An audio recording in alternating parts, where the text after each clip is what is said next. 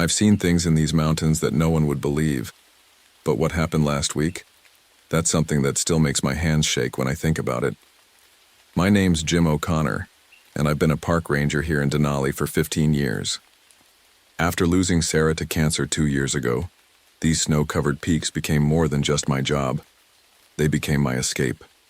I should have known something was wrong that first day. The sun was bright, and it was a warm 60 degrees. Perfect hiking. Weather. That's when I found it. A caribou carcass like none I'd ever seen before. The animal was frozen solid, hard as rock, even though it was t-shirt weather. Half of it was missing. Not torn apart like a bear attack, not scattered like wolves would do. Just gone. With edges as smooth as if someone had cut through it with a giant ice knife. "What in the world?" I whispered, touching the frozen meat. My fingers came away with frost on them even though I was sweating in the afternoon sun. 20 years as a ranger and before that a medic in Korea, and I'd never seen anything like this. That's when I noticed the tracks. They were huge, bigger than any bear print I'd ever seen. They led toward Miller's Ravine, a deep cut in the mountain that most hikers avoid. The weird thing was, there was frost around each footprint, like whatever made them was so cold it froze the ground with each step. I radioed back to base. "This is O'Connor. Got something strange up here near Miller's Point. Might need to send a wildlife team to check it out." Before heading back, I decided to stop by and see Joseph, an old Inuit elder who lived at the edge of the park. He'd been here longer than anyone, and if something weird was going on, he'd know about it. I found him sitting on his porch, carving a piece of wood. The moment I mentioned the frozen caribou, his hand stopped moving. His dark eyes met mine, and I saw real fear there. "Winter spirits," he said quietly, his voice shaking a little. "They walk when they should not. The old stories, and they warn us about times when the cold ones hunt in warm weather." He grabbed my arm. "Jim, listen to me. If you hear voices calling in the snow, even if they sound like someone you know, don't answer, don't follow." I nodded politely, but inside I was skeptical. I'd always respected the local traditions, but I was a practical man. Korea had taught me that the real monsters were human. Still, as I drove back to my cabin that evening, I couldn't shake the chill that had nothing to do with the temperature. That night, I took out Sarah's silver cross necklace, the one she made me promise to keep. I hadn't taken it on patrol since she died, but something made me slip it into my pocket the next morning. Looking back now, that little bit of silver might be the only reason I'm alive to tell this story. I didn't know it then, but that frozen caribou was just the beginning. The real horror would start the next day when 3 hikers went missing in weather that was impossible for that time of year. But that's the thing about the wilderness. Sometimes the most dangerous things are the ones you don't believe in until it's too late. The radio crackled to life early the next morning. I was just finishing my coffee when I heard it. "Help. Anyone there? We need help." The voice was scratchy, breaking up. Something about it made the hair on my neck stand up. I grabbed my radio. "This is Ranger O'Connor. What's your location? Over." We're near Eagle Point." Another voice cut in, but it sounded wrong, like when you play a record too slow. "Something's out here." I checked the weather report. Clear skies, warm temperatures, perfect hiking weather. But as I looked out my cabin window, I saw something impossible. Snow. Not just a little, but heavy flakes swirling down from clouds that weren't there 10 minutes ago. "Stay where you are," I said into the radio. "I'm coming to get you." I grabbed my emergency pack, first aid kit, rope, flares, the usual stuff. Sarah's cross bumped against my chest as I hurried to my truck. The temperature display read 65 degree hours, but my breath was coming out in white puffs. By the time I reached Eagle Point, the temperature had dropped to 25 degree hours in 20 minutes. That doesn't happen. Not naturally anyway. I found their campsite easily. Enough. 3 tents, or what was left of them. They were torn apart, but not like a bear attack. The tiers were too precise. Like giant ice-cold fingers had pulled them apart. Their backpacks were scattered around, some frozen solid even though the contents of others were perfectly normal. "Hello?" I called out. This is Ranger O'Connor.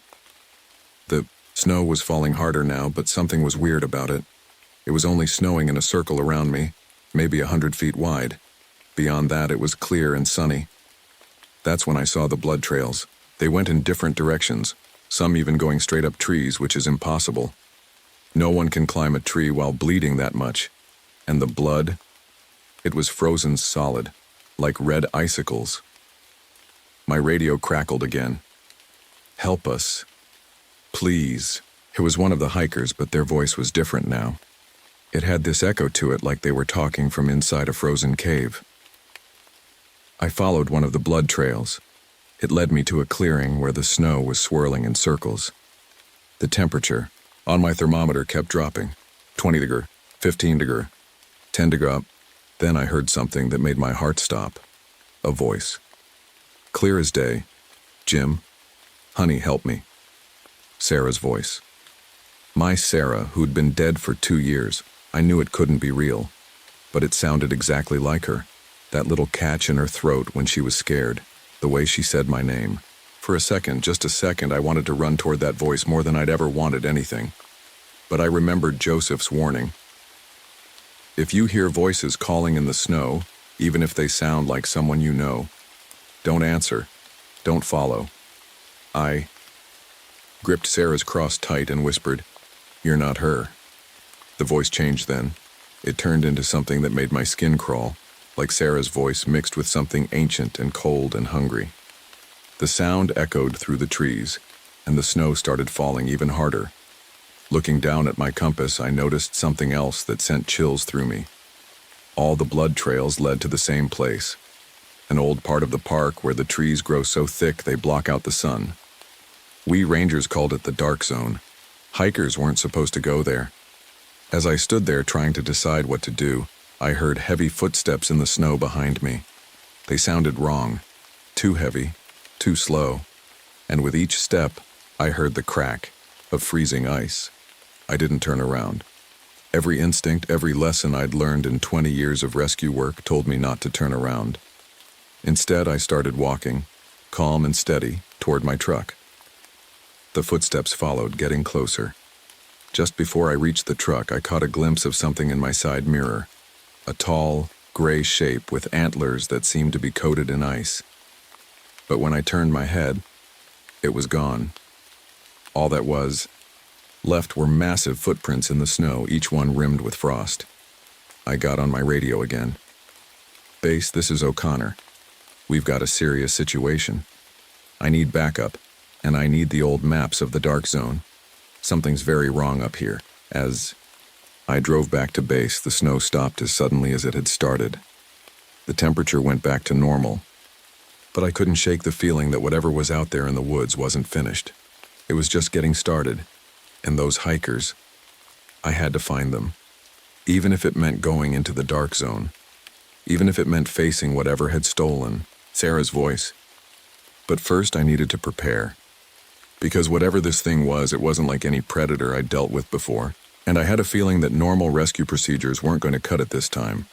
Morning came with a storm that wasn't supposed to be there. The weather radar showed clear skies, but outside my window, it was a wall of white. I knew then that this wasn't a normal rescue mission. I'd spent the night studying the old maps of the dark zone. They showed something interesting, a network of caves running through the mountains. One marking caught my eye. Ancient cave paintings. Maybe they could tell me what I was dealing with. Before heading out, I called Joseph again. "The caves," he said quietly. "Our people never went there in winter. The cold one, it sleeps there, but when it wakes up hungry, it brings the winter with it. I packed differently this time. Extra flares, emergency blankets, and a flamethrower we usually use for controlled burns. If this thing liked cold so much, maybe it wouldn't like heat." The snow was falling so thick I could barely see 10 feet ahead. My truck's thermometer kept dropping. 0 degree, 10 degree, 20 degree. Numbers we never see this time of year. That's when I found the first body. She was propped against a tree, one of the missing hikers. But something was wrong. She wasn't just frozen. She was frozen from the inside out. I could see ice crystals pushing through her skin, like something had filled her with liquid nitrogen. Her face was frozen in a look of pure terror. I've seen death before, in Korea and in rescue missions gone wrong. But this was different. My radio crackled. "Jim, please help me." Sarah's voice again, but this time I was ready for it. I turned the radio off. The caves weren't far. As I got closer, the snow got worse, swirling in patterns that didn't make sense. It was like the storm had a mind of its own, trying to push me back. Near the cave entrance, I found what I was looking for, paintings on the rock wall, partially covered in ice. They showed a tall figure with antlers surrounded by swirls that looked like snow. Around it were smaller figures, people, frozen in crystal. The paintings showed something else too, the creature getting bigger with each person it took. Growing, stronger. A sound echoed from the cave like ice cracking, but deeper. Then voices started, all talking at once. The missing hikers, Sarah, even my own voice, all mixed together in a horrible chorus. "Jim, so cold. Help us. Come inside. I miss you so much." The voices were coming from everywhere and nowhere. The snow whipped around me so hard it stung my face. The temperature dropped another 20 degrees. I pulled out my flashlight and stepped into the cave. The beam showed ice everywhere, coating the walls like glass. My boots crunched on frozen ground and each step echoed too loudly. That's when I saw them, footprints in the frost. But these were fresh, and they were massive. Each one was bigger than my whole boot, with sharp edges like whatever made them had claws. I followed the prints deeper into the cave. The air got colder and colder until it hurt to breathe. Ice crystals formed on my eyelashes and in my beard. Then I heard it, a sound no human throat could make.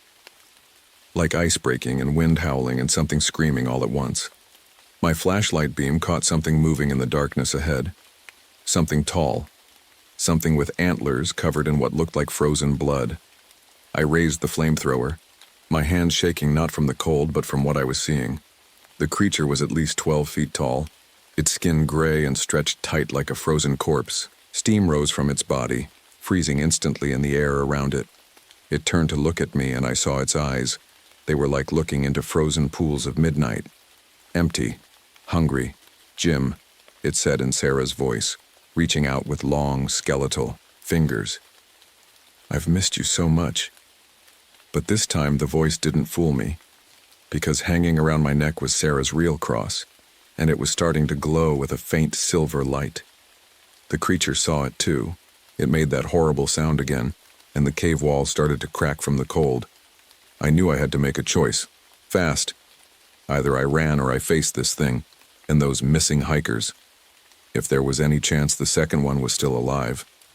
Though a creature took a step toward me, ice spreading from its feet like a spider web. The cave temperature dropped so low my flashlight started to flicker. I gripped Sarah's cross in one hand and the flamethrower in the other. Whatever this thing was, whatever it had done, it had messed with the wrong ranger. And I was about to show it that not everything in these mountains fears the cold. I've never felt cold like this.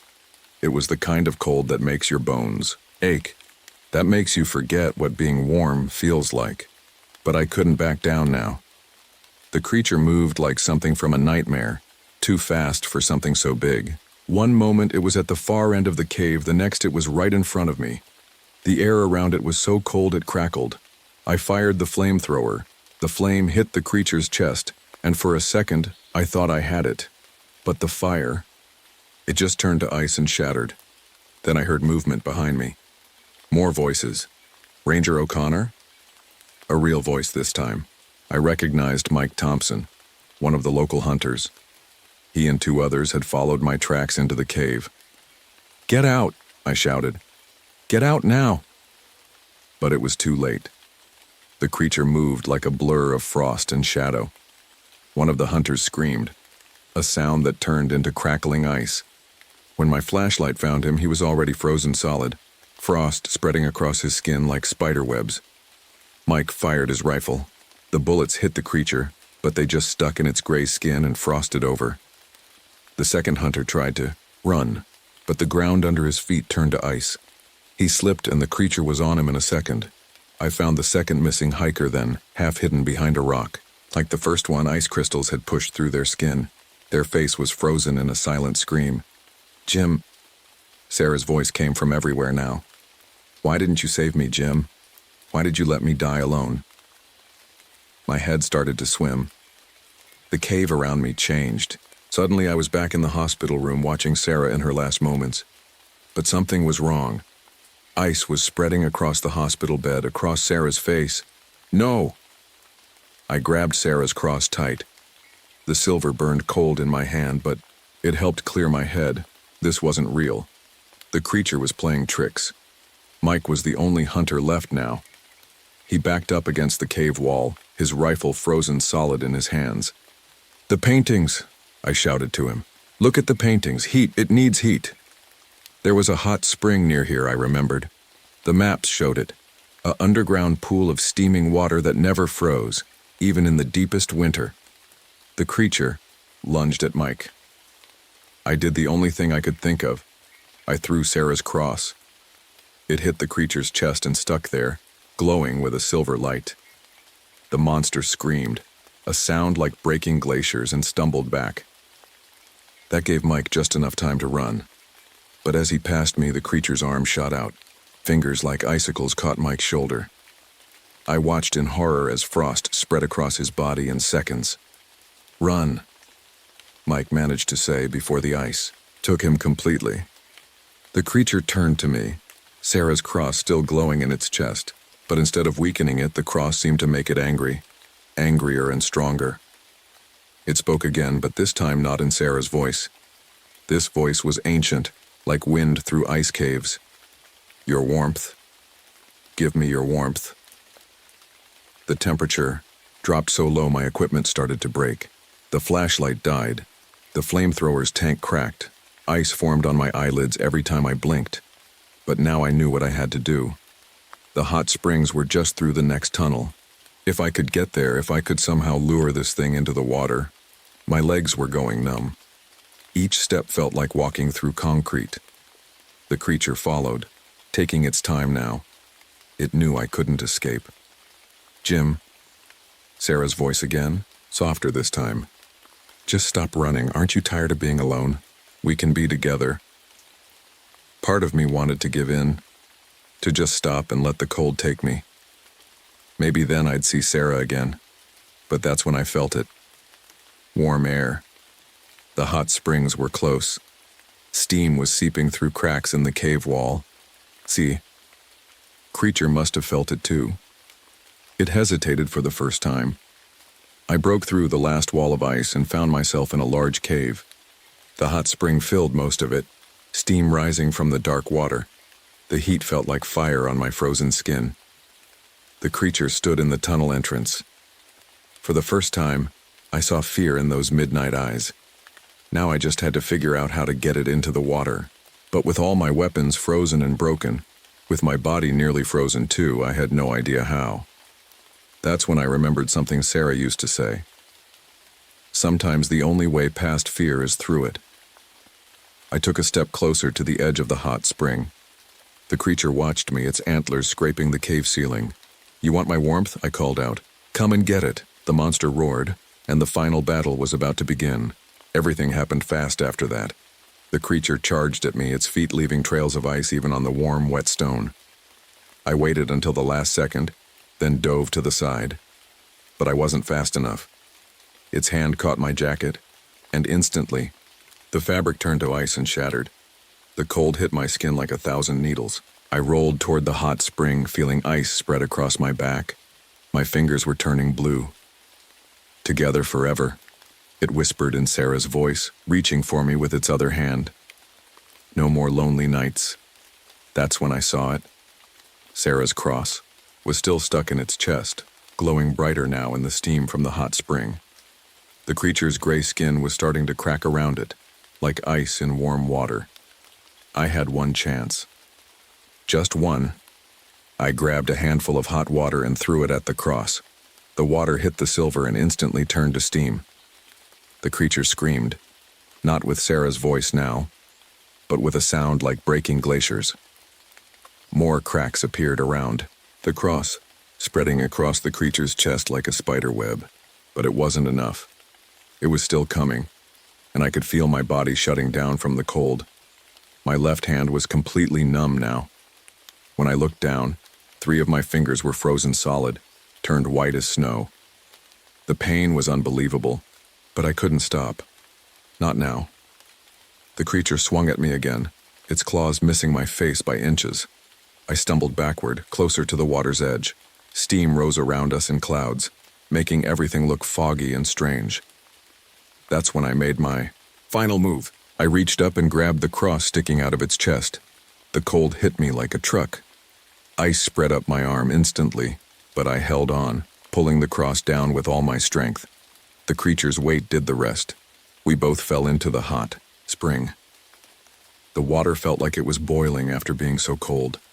The creature thrashed and screamed, trying to get out. But I didn't let go of the cross, not even when I felt my frozen fingers snap off in the water. Not even when the creature's claws raked across my chest. The change happened fast. Where the hot water touched its skin, the creature began to crack and break. Pieces of it fell away, like melting ice. Its screams became quieter, more like whispers in the steam. The last thing I saw before I passed out was Sarah's cross glowing bright as a star, and the creature shattering into 1,000 pieces of ice that melted away in the warm water. I woke up 3 days later in the hospital. They told me I was lucky to be alive. Hypothermia, they said. Frostbite. They couldn't save 3 fingers on my left hand. The official report says that a freak storm hit the mountain that week. Says the hikers and hunters died from exposure. Natural causes. That's what the papers printed anyway. I retired from the ranger service after that. Some nights, when the wind blows cold outside my window, I hear Sarah's voice calling. Sometimes I wonder if it's really her this time, or if that thing is still out there somewhere waiting for another warm body to freeze. But I keep her cross with me. Always. And I've learned something important. The worst monsters aren't always the ones with claws and fangs. Sometimes they're the voices in our heads, the ones that tell us to give up, to stop fighting, to surrender to the cold. I didn't just fight a monster in that cave. I fought my own grief, my own desire to give up and join Sarah. And somehow I won both battles. These days I volunteer at the ranger station sometimes, especially when hikers go missing. I tell them what to look for, not just the usual dangers, but the other kind too. I tell them about the silver cross I still wear, about the importance of staying warm, staying focused, not listening to voices in the snow. Most of them probably think I'm just a crazy old ranger with too many stories. But some of them, the ones who've been out there alone in the wild, they understand. They know that in the deepest wilderness, in the darkest cold, there are things that can't be explained. And if you ever find yourself up in these mountains, and the temperature drops suddenly on a warm day, or if you hear a voice calling your name in a storm, remember my story. Remember that the most dangerous thing isn't always the cold itself. It's what comes with it. As for me, I'm still here, still watching the mountains, still keeping Sarah's cross close. And on winter nights, when the wind howls outside my window, and I hear what might be voices in the snow, I just turn up the heat, hold the cross tight, and remember that I've faced the cold before. And I survived. I've seen a lot of dead animals in my 20 years as a park ranger at Yellowstone. Bears killed by cars, elk taken down by wolves, even the occasional mountain lion that lost a fight. But nothing, and I mean nothing, could have prepared me for what I found that cold September morning in 1997. The sun hadn't even risen when my radio crackled. "John, we've got reports of something strange near Old Faithful. Tourists found some kind of animal remains." I sighed, grabbing my jacket. Just another day at the park, or so I thought. The drive over was quiet, too quiet. Usually you'd hear birds singing their morning songs, but today there was nothing. Even the wind seemed afraid to blow through the trees. I parked my truck and grabbed my flashlight. The beam cut through the early morning fog as I followed the trail. That's when the smell hit me like rotten meat mixed with something else, something that made my stomach turn. 20 feet ahead I saw it. The deer lay in the clearing, but something was horribly wrong. It was turned inside out, like someone had reached inside and pulled everything out through its mouth. But there was no blood, no sign of any predator.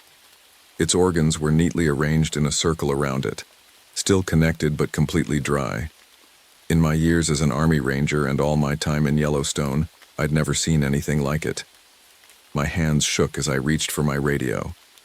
That's when I remembered what my grandmother used to tell me about the old stories. I'm half Northern Cheyenne on my mother's side, and grew up hearing tales of dark spirits that could do impossible things. Things exactly like this. Before I could call it in, a group of tourists came running down the trail. Their faces were white as sheets. "Ranger, Ranger!" A woman grabbed my arm. We just saw my husband, but he's back at the hotel. He's still sleeping." But it was him walking into the woods smiling at us. The others nodded, trembling. "Same thing happened to us yesterday," an older man added. "Saw my daughter standing by the geysers, but she's away at college in Ohio." A cold feeling crept up my spine, one that had nothing to do with the morning chill. As if answering some unspoken signal, the sky suddenly darkened. In the distance, green lights danced between the trees. Not the northern lights. Something else. Something that moved with purpose. My radio came to life with static, and through the noise I heard something that made my blood run cold. My own voice, calling for help. I knew then that the old stories weren't just stories. The things my grandmother warned me about, the secrets passed down through generations of our people, they were all real. And now, something ancient and evil had awakened in my park. Looking at the inside-out deer, those strange lights, and thinking about the people seeing their doubles, I realized this was just the beginning. Whatever was out there, it was testing us, learning about us, and soon it would do more than just watch. I touched the medicine pouch I always carried, the one my grandmother gave me before she died. "Stay strong, little bear," she'd said, using my childhood name. "One day, you'll need what's inside." As I stood there, the wind finally picked up, bringing with it the sound of whispering voices. Above me, storm clouds gathered in impossible patterns, swirling like a giant hand stirring the sky. Something dark had come to Yellowstone, and somehow I knew I was the only one who could stop it. I needed answers, and I knew exactly where to get them. 2 hours later, I was sitting in Billy Tallbear's small house just outside the park. Billy was one of our tribe's elders, and at 87 years old, he knew things most people had forgotten. "Something's wrong in the park, Uncle." "Billy?" I said, watching him pour us both coffee. I always called him Uncle out of respect, though he wasn't really my uncle. "I found a deer turned inside out this morning, and people are seeing doubles of themselves." Billy's hand shook so bad he spilled some coffee. I'd never seen him scared before. "Tell me everything, John. Leave nothing out." As I told him about the morning's events, the sky outside his window grew darker and darker, even though it was only noon. His cats, usually friendly creatures, hid under the furniture, hissing at shadows. "I was afraid this would happen," Billy said quietly. 2 weeks ago, some teenagers went partying near the old burial grounds. They didn't mean harm, but they knocked over the sacred stones, broke the seals." "What seals, Uncle?" He got up slowly and pulled out an old box from under his bed. Inside was a piece of deerskin with paintings on it. Our ancestors trapped something evil there long ago. Something that could steal faces, walk in other skins. The old ones called it a skinwalker, but it's much worse than the stories people tell nowadays. Just then we heard wolves howling, in the middle of the day. Billy's face went pale. "Those aren't real wolves," he whispered. "Listen to their voices." He was right. Hidden in the howls, I could hear words, human words, calling my name. Billy grabbed my arm. "John, you need to go to the burial ground. Now. Take these." He handed me some items wrapped in red cloth.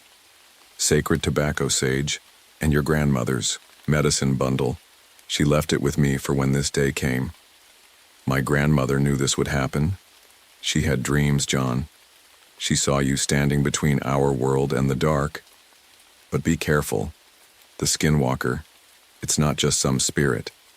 It's Clever. It learns. It'll use everything you love against you. As if to prove his point, my radio crackled again. This time I heard my mother's voice, except my mother had passed away 5 years ago. Johnny? Baby, help me. I'm lost in the park. I switched off the radio, my hands shaking. How do I fight this thing, Uncle? You'll need to remember everything. Your grandmother taught you, the old ways, the ceremonies, but most importantly, he looked straight into my eyes. Don't trust what you see. Trust what you feel. The skinwalker can fool your eyes, but it can't fool your spirit. Driving back to the park, I saw things that didn't make sense.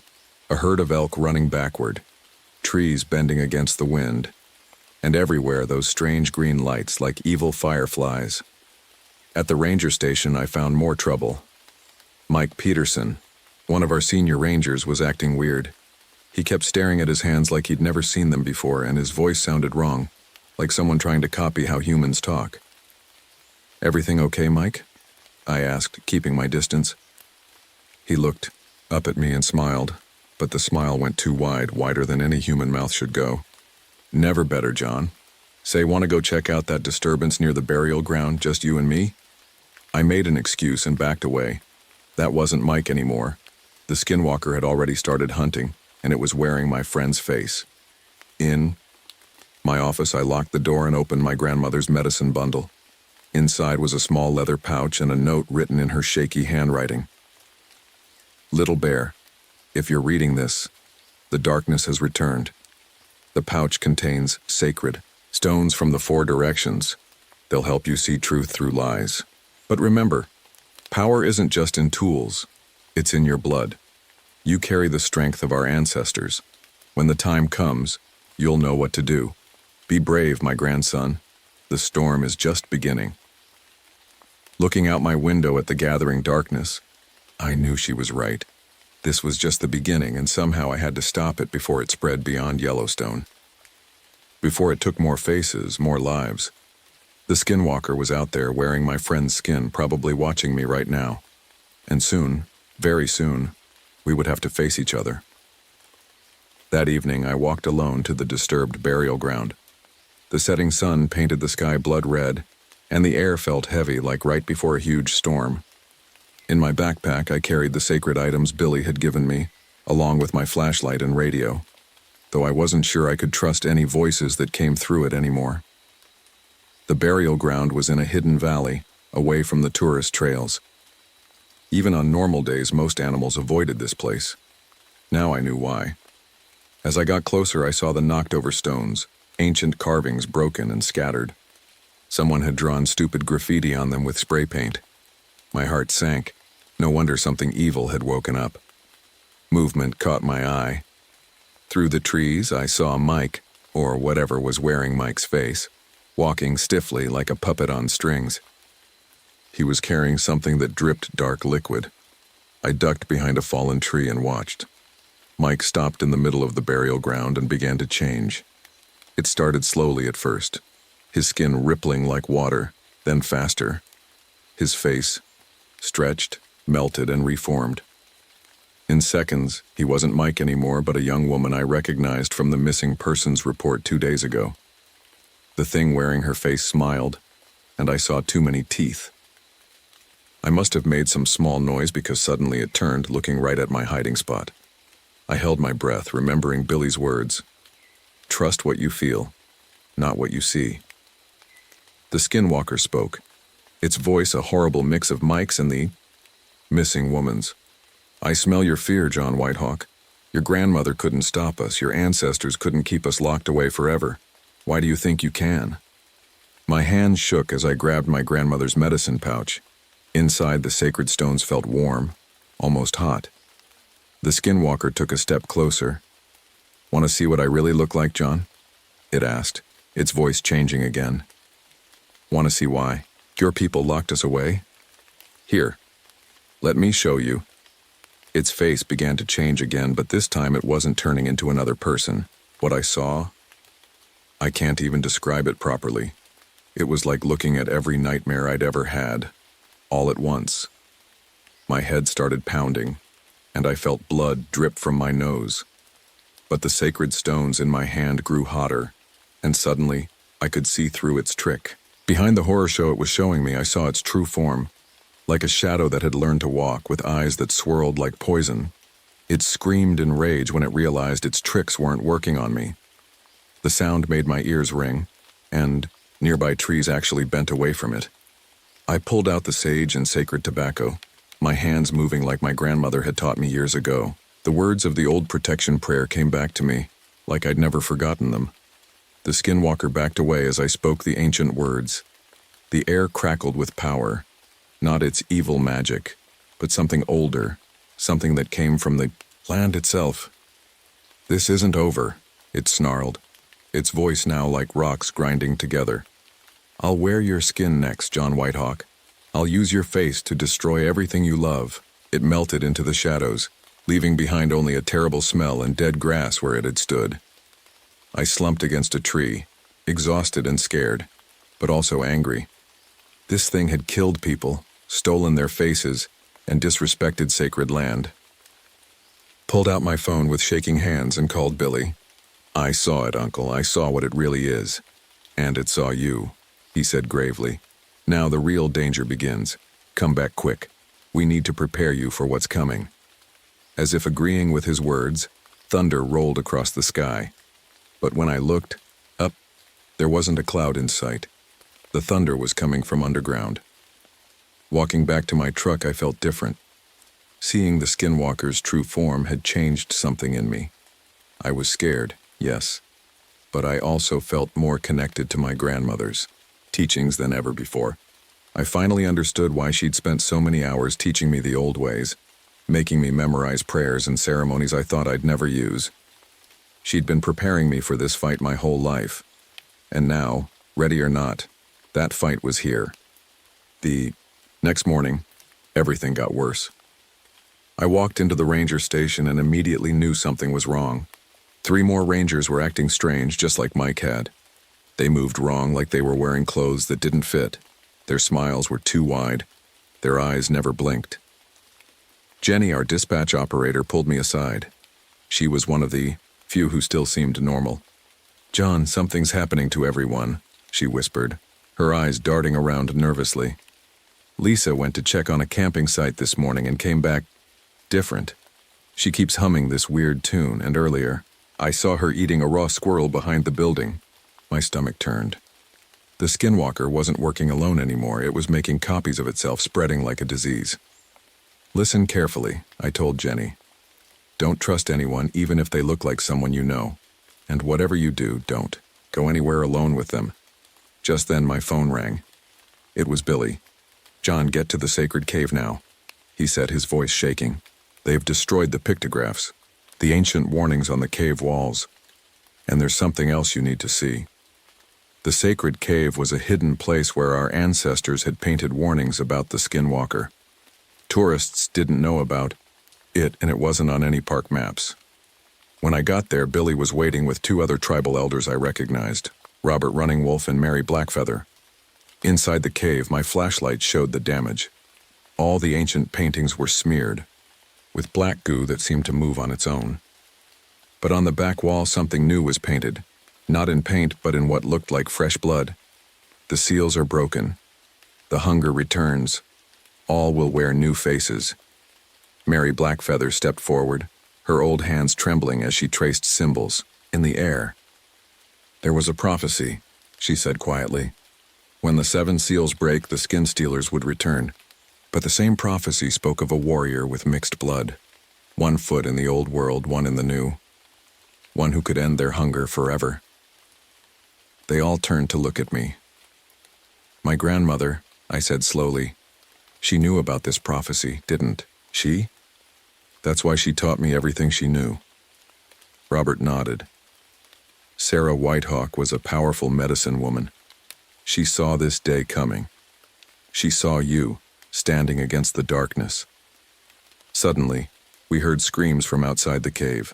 We rushed out to find Lisa, or the thing pretending to be Lisa, standing there.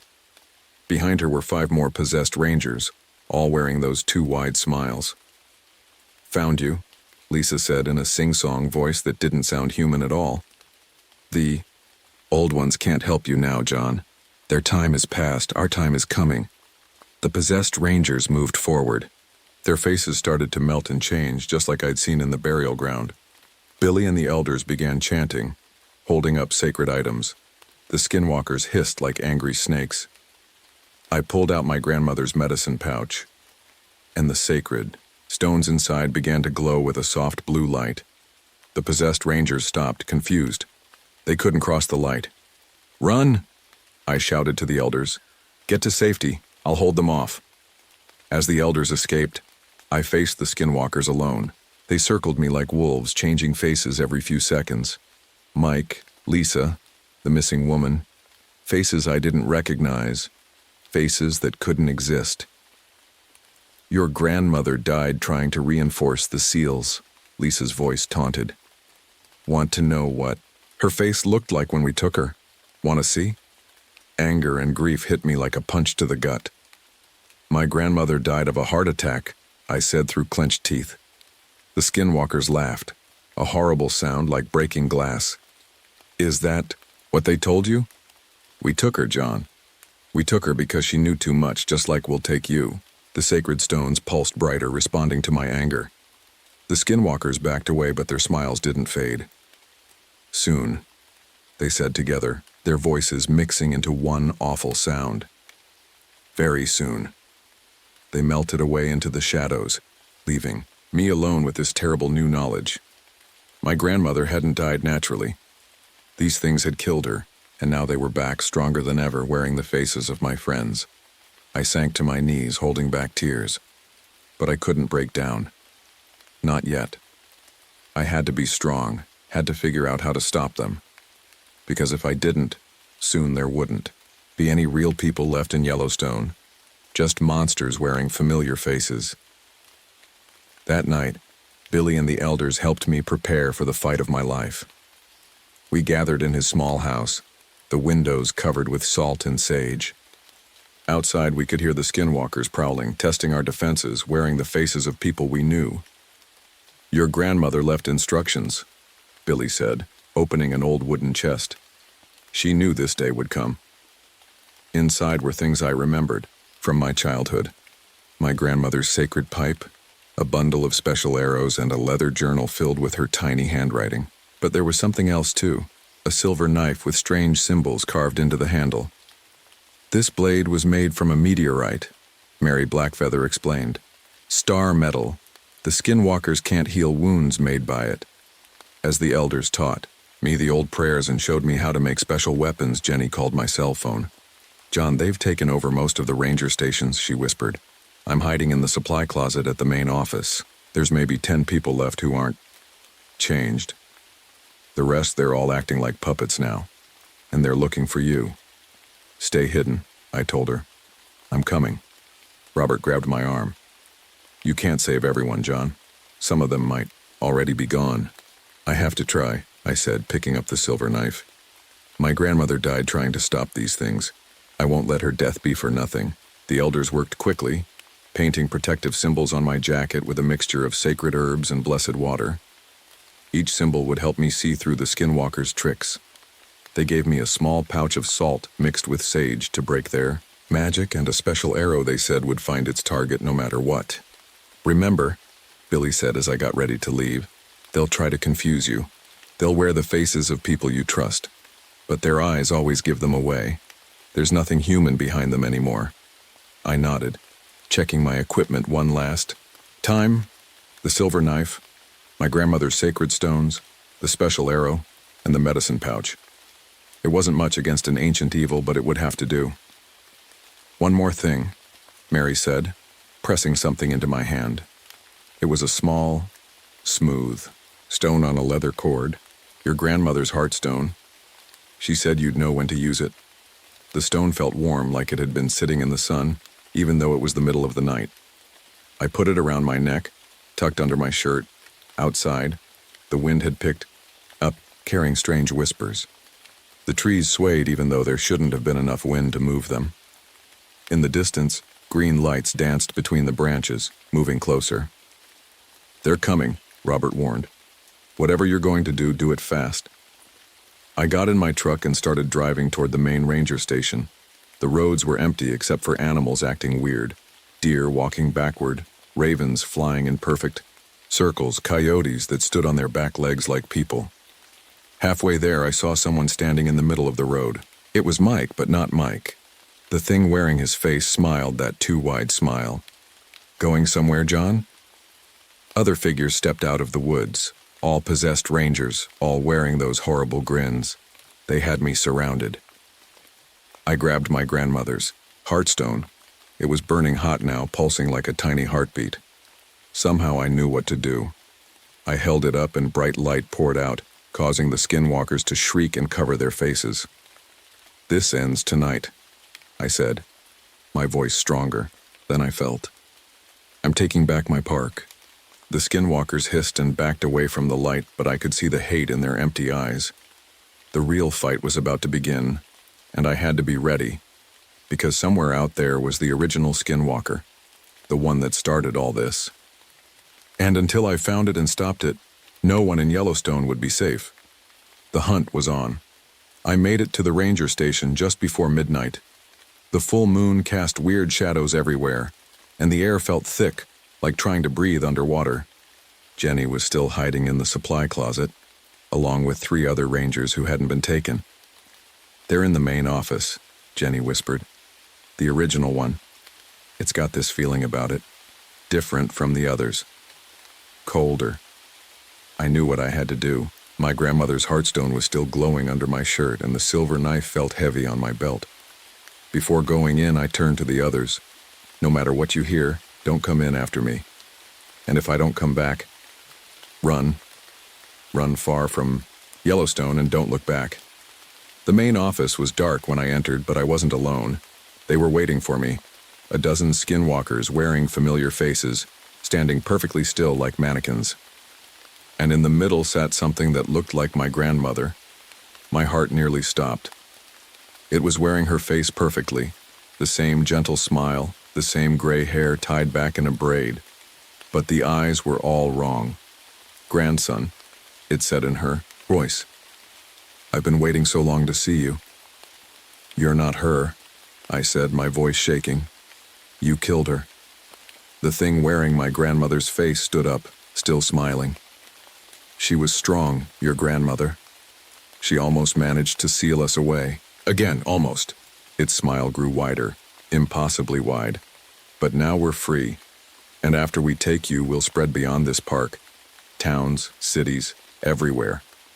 The other skinwalkers moved closer, their faces melting and changing. I pulled out the silver knife with one hand and grabbed the heartstone with the other. Its light filled the room, making the creatures hiss. "That stone," the leader snarled, no longer using my grandmother's voice. "Give it to me." "You want it?" I felt the stone burning hot against my palm. "Come get it." They all rushed at me at once. I slashed with the silver knife, catching one across the chest. It screamed, black smoke pouring from the wound. The heartstone's light kept the others back, but I could feel it getting weaker. Suddenly, I remembered something from my grandmother's journal, a phrase in our native language. The words came to me like she was whispering them in my ear. As I spoke the words, the stone blazed brighter than ever. The skinwalkers shrieked, their stolen faces melting away. But their leader, the first skinwalker, lunged at me through the light. We crashed together, fighting for the knife. It was stronger than any human, but I had my grandmother's strength with me. As we struggled, I felt the heartstone pulse one last time. "She knew you were coming," I said through gritted teeth. "She prepared me for this my whole life." With all my strength, I drove the silver knife into its chest. The creature let out a scream that shattered every window in the building. All around us, the other skinwalkers began to dissolve like smoke in the wind. The leader thrashed and fought, its face changing rapidly.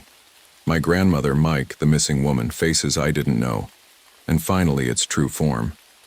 The heartstone flared one last time, and the creature exploded into black mist that the stone seemed to suck away. Then everything was quiet. The other rangers who had been possessed lay unconscious, but alive. Their real faces were back, the skinwalkers, influence gone. The heartstone had gone dark and cold, Jenny and the others found me sitting there, surrounded by broken glass and unconscious rangers. "Is it over?" she asked.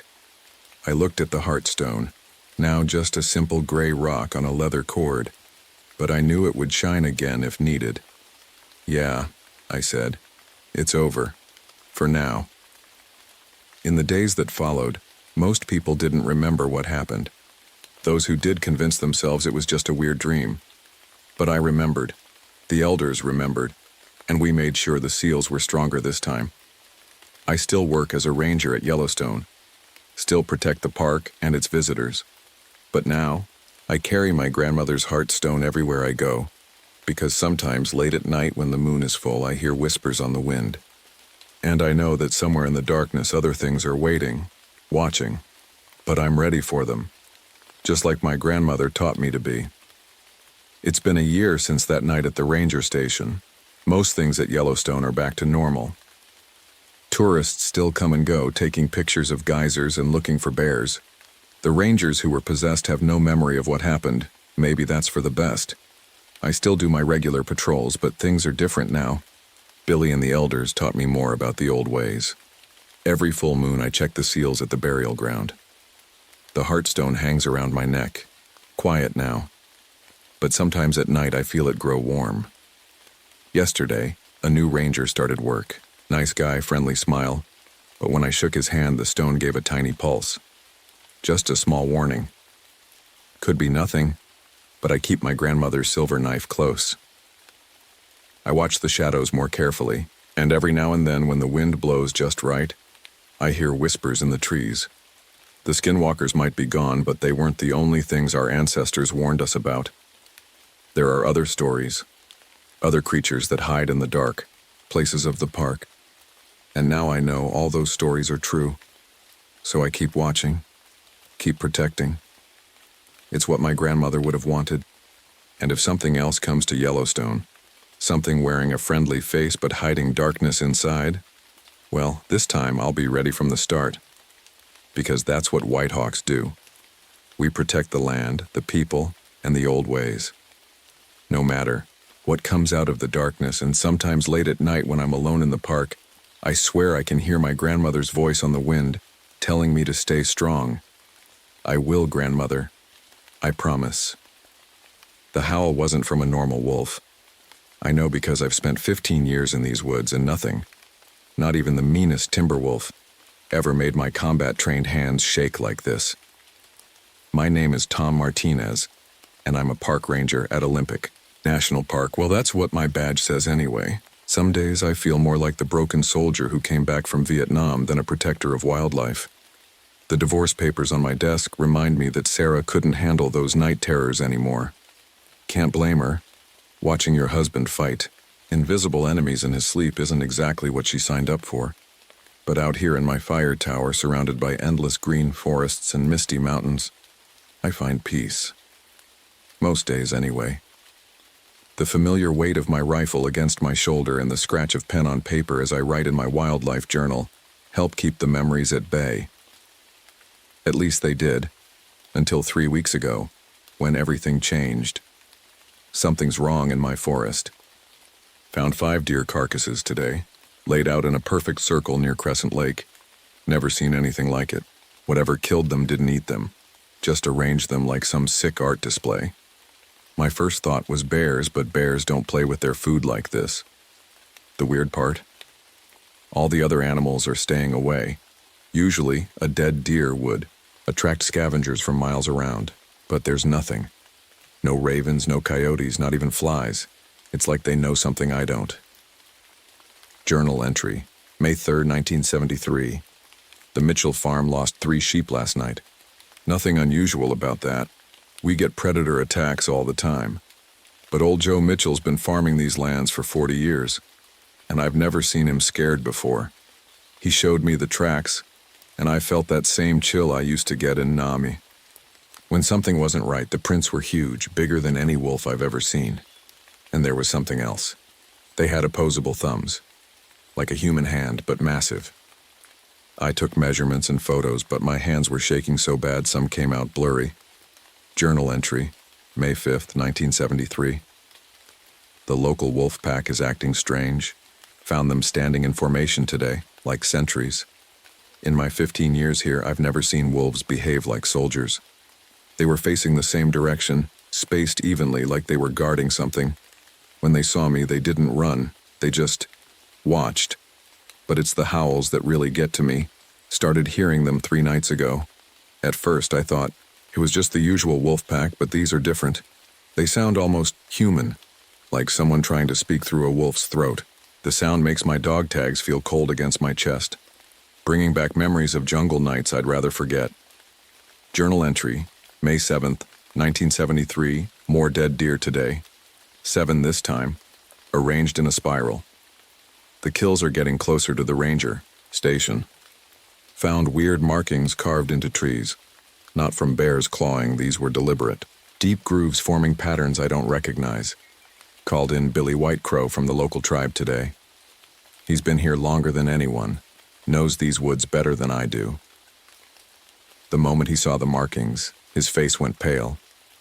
He just shook his head and muttered something about "they're waking up" before heading back to the reservation. Never seen Billy spooked before.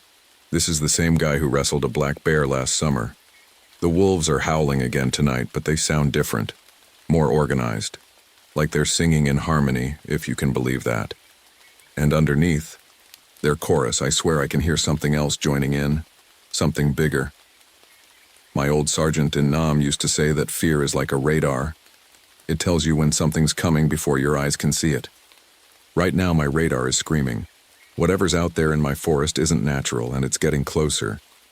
Tomorrow I'm grabbing my heavy-duty gear and heading out to Crescent Lake at first light.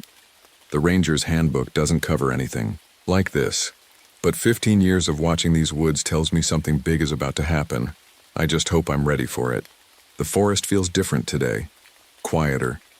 Even the birds have stopped singing. I packed my old military backpack with everything I might need. First aid kit, rope, flashlight, my trusty rifle, and extra ammo. Something in my gut told me to bring those silver bullets my grandfather left me. He always said they were for special hunts. Never understood what he meant until now. I followed the wolf tracks for 3 hours. They led me to something I've never noticed before, a clearing that wasn't on any of my maps. The trees around it were marked with those same strange carvings, but fresher this time. The dirt felt wrong under my boots, too soft, like it had been recently dug up. That's when I saw them. The local wolf pack, 12 of them, standing in a circle around the clearing. Not moving, not hunting, just guarding. They looked right at me, and I swear they were waiting for something. My hands started shaking like they used to in Nam, right before an ambush. Journal entry, May 9th, 1973. I went back to see Billy Whitecrow today. Found him sitting on his porch, like he was expecting me. His eyes looked tired, like he hadn't slept. "You found the circle, didn't you?" he asked before I could say anything. He told me about his grandfather's stories, about the burial ground of the wolf warriors. Said they were neither man nor wolf, but something in between. His people used to leave offerings there during full moons to keep them sleeping. But someone stopped leaving the offerings, he said, staring into the woods. And now they're hungry. I wanted to laugh it off, tell him it was just stories.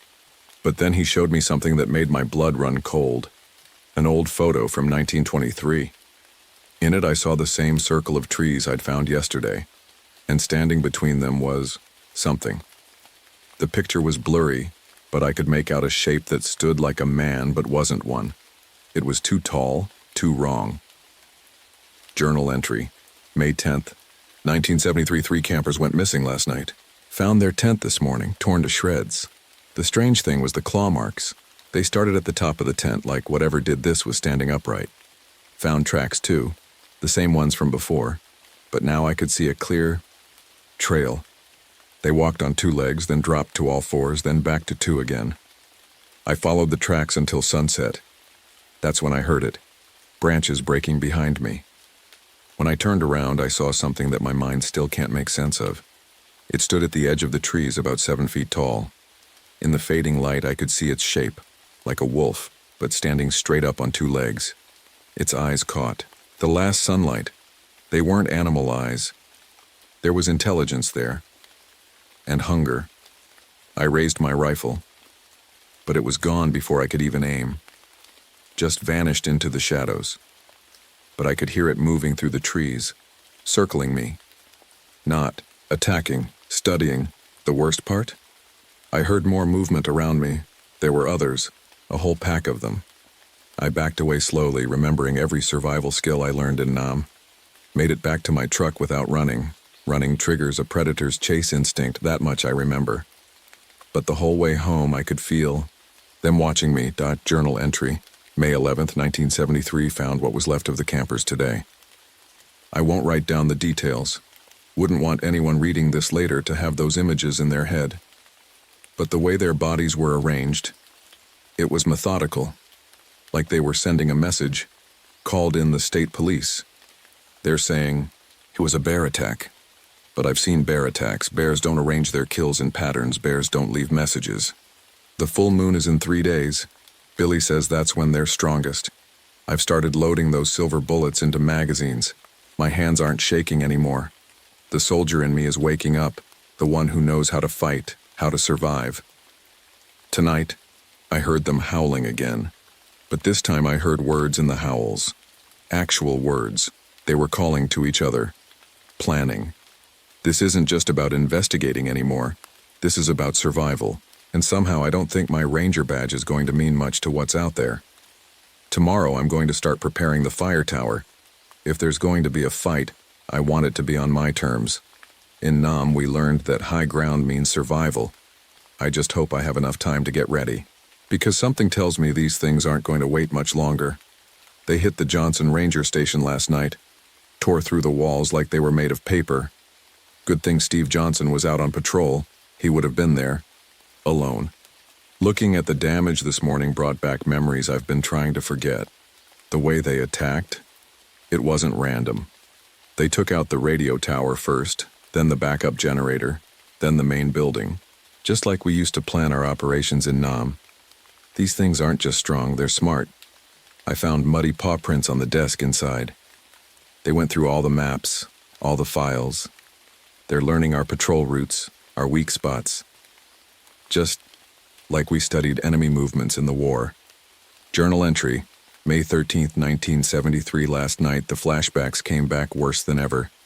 In my dreams, I was back in the jungle, but instead of enemy soldiers, I was being hunted by shadows that walked like men but moved like wolves. Woke up sweating, reaching for my rifle. But this time it wasn't just a dream. There was something outside my window. I saw its shadow. Tall, massive shoulders, pointed ears. It just stood there, watching. Then it spoke. Leave. Or die. The voice was rough, like rocks grinding together, but the words were clear. I grabbed my rifle, but by the time I got to the window, it was gone. Just those huge footprints in the mud below. Journal entry, May 14th, 1973. They're getting bolder. The local wolves, regular wolves, attacked 3 people in town today. This isn't normal wolf behavior. I've studied these packs for years and they always avoided humans. But now they're acting like soldiers following orders. I watched them through my binoculars. They move in formations like military units. At the edge of the woods, I saw one of the big ones. The dogmen, as Billy calls them, directing the wolves with hand signals. Just like a squad leader. Did some recon around the park. Found 5 more ranger stations destroyed. Each attack was more precise than the last. They're learning, adapting. Each station was hit in the same order. Communications, power, supplies. They're cutting us off, piece by piece. Journal entry, May 15th, 1973, today. I saw their leader, the Alpha.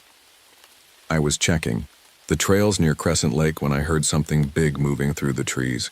It was huge, at least 8 feet tall. Its fur was silver gray with scars all over its body. But its eyes, they were almost human. Smart. Calculating. It looked right at me and smiled. Actually smiled, showing rows of teeth that would make a grizzly bear jealous. Your kind took our land, it said. The voice was clearer than the other ones, but still rough and growling. Now we take it back. I raised my rifle, but faster than I could blink, it was right in front of me, knocking the gun from my hands. Its strength was unreal. Could have killed me right there, but it didn't. It wanted me to deliver a message. Full moon tomorrow. Leave. Forest. Or join hunt. Then it just walked away on two legs, casual as a person heading home from work. My hands were shaking so bad I could barely write this. Journal entry, May 16th, 1973. They've surrounded the fire tower. I can see them moving in the trees below. Must be at least 12 of the big ones, plus their wolf pack. They're setting up, just like we used to in Nam, cutting off escape routes, watching all angles.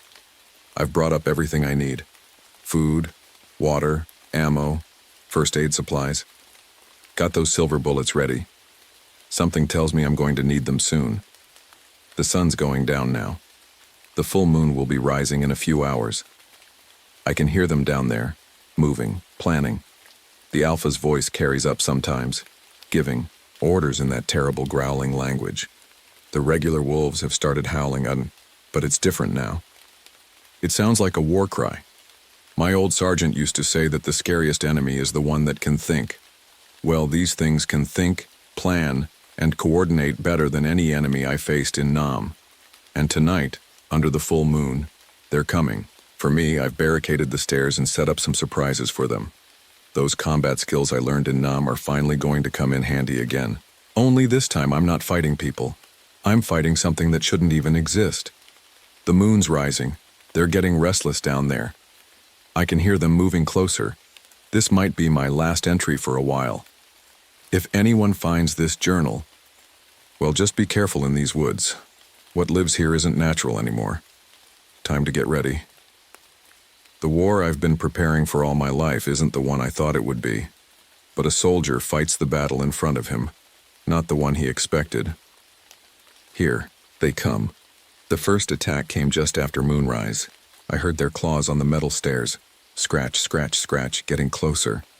My hands were steady on my rifle. Funny how calm you get when there's nowhere left to run. The silver bullets my grandfather left me were lined up neat and ready. I'd loaded 3 magazines with them. Not many, but they'd have to do. Regular bullets just made these things angry. I learned that the hard way at the Johnson station. Bang! The door shook. Something big was trying to break through my barricade. I could see its shadow through the gaps, much bigger than a normal wolf. Another bang, and the wood started to splinter. Then I heard the alpha's voice from below. Burn him out. They were smarter than I'd hoped. I watched as they started piling branches around the base of my tower. But I was ready. In Nam, we learned to prepare for everything. I'd rigged up my water barrels on pulleys, ready to dump. When I saw the first flames, I pulled the rope. Water crashed down, soaking everything below. The angry howls told me I'd scored a hit, but I knew it was just the beginning. Clever soldier, the alpha growled. But we have time. Moon is full for hours yet. They started climbing the tower itself. Next, I could hear their claws scraping metal on all sides. A huge hand with dark fur punched through the floor near my feet. I shot it with a silver bullet. The howl that followed shook the whole tower. Silver, one of them snarled. He has the old weapons. That got their attention. They pulled back, regrouping. Through my binoculars, I could see them gathering around. The alpha. He was massive in the moonlight, his silver fur almost glowing. They were planning something. Just like in Nam, when the enemy steps back, they're usually planning something worse. I used the break to check my supplies. 3 magazines of silver bullets, 2 regular magazines, some flares, my combat knife, and a radio that picked up nothing but static. I was on my own. The next attack was worse. They came from all sides at once. The whole tower shook as they climbed. I shot the first one that reached my window. The silver bullet hit it right in the chest. It fell, taking 2 others with it. But there were more coming. Through the chaos, I noticed something strange. When the silver bullet hit, the other dogmen looked afraid. For the first time, I saw fear in their eyes. That's when I remembered something Billy told me about the old stories. Silver doesn't just hurt them, it breaks their power, weakens their control over the regular wolves. I had an idea. A crazy one, but when you're surrounded by werewolves, crazy starts to make sense. I took my knife and scraped shavings off one of the silver bullets into my last flare. If silver weakens them, maybe this would too. I just needed the right moment. The Alpha chose that moment to speak again. Last chance, soldier. Join us or die. Moon's power can change you, make you stronger. I answered by firing the flare. Right. Into their midst. The silver shavings scattered in the explosion. The effect was instant. The dogmen howled in pain, backing away from the silver dust in the air. The regular wolves looked confused, like they were waking up from a bad dream. But I'd used up my flare, and I knew the silver dust wouldn't last long. The Alpha was already rallying them for another attack. The moon was still high, and the night was far from over. The tower creaked dangerously. All their climbing had weakened the supports. I could feel the whole structure swaying now. Soon I'd have to make a choice. Stay and fight until the tower fell, or try something desperate. That's when I smelled smoke again. They'd managed to start another fire below, bigger this time. I was out of water to dump on it. The metal floor was getting hot under my feet. Through the window, I could see the Alpha watching. Even from here, I could see the intelligence in its eyes. It knew. It had me trapped. It was just waiting to see what I'd do next. The smoke was getting thicker.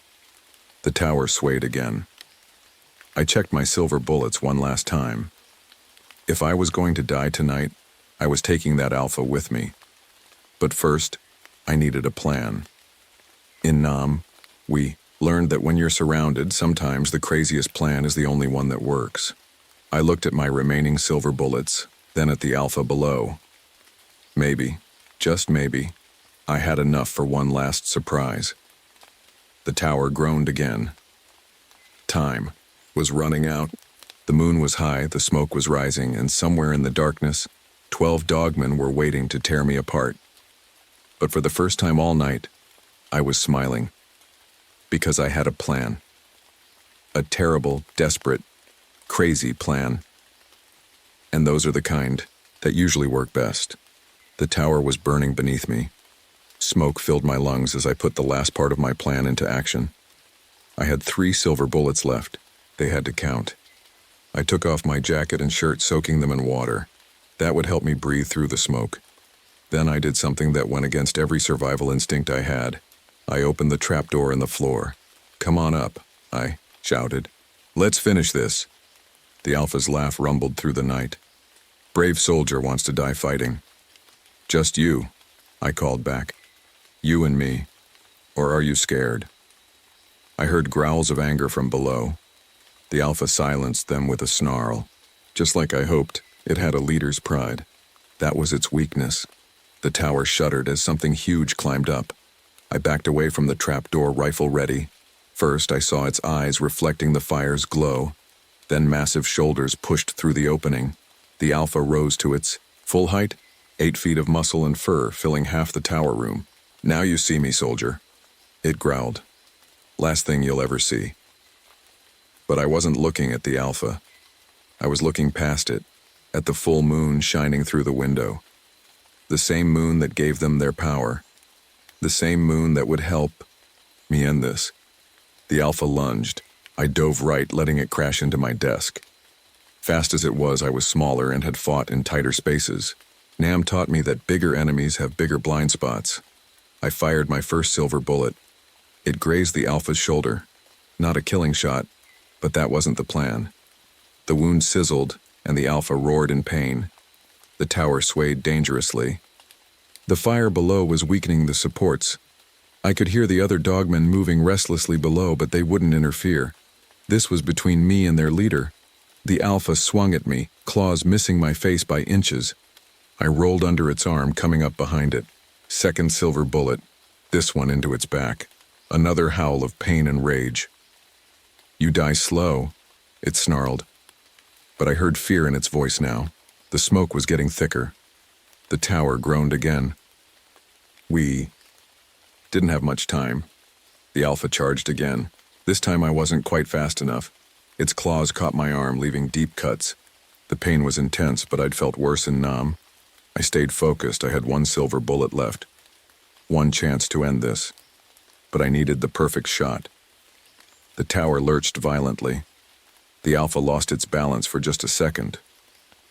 That's when I saw my chance. I fired my last silver bullet straight at its chest. Time seemed to slow down. I watched the bullet fly. Watched it hit exactly where I aimed, right into the Alpha's heart. The effect was instant. The Alpha's roar shook the whole forest.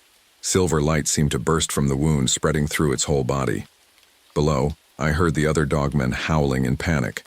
But I wasn't done. As the Alpha staggered, I charged forward with all my strength, ramming into its chest. We crashed through the tower window together. We fell through the air, past the flames eating the tower's base. The ground rushed up to meet us. The last thing I saw was the full moon, beautiful and terrible above, so then everything went black. I woke up 3 days later in the hospital. They told me they found me in the ashes of the fire tower. No sign of the Alpha or any other strange creatures. Just a lot of normal wolf tracks leading deep into the forest. The official report said it was a forest fire started by lightning. They said I was lucky to survive the fall. The claw marks on my arm were blamed on a bear, but I know the truth, and so do the wolves. I hear them sometimes at night, hunting far from town now. They don't bother people anymore. The dogmen haven't been seen since that night. There's just one problem. The Alpha's claws got me pretty deep. And ever since that night, I've been feeling strange, stronger. My senses sharper. The full moon makes my blood feel like it's on fire. That's why I'm writing this all down. That's why I've been stockpiling silver bullets in my cabin, because the next full moon is coming soon. And I'm pretty sure I know what's going to happen when it does. I never believed in monsters until I found those footprints. They were bigger than anything I'd ever seen, each one deep enough to fit my entire boot inside. But it wasn't just their size that scared me.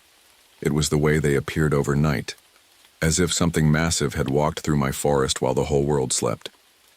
My name is Daniel Walker, and I'm a park ranger at Mount Hood National Forest. Well, that's what I am now.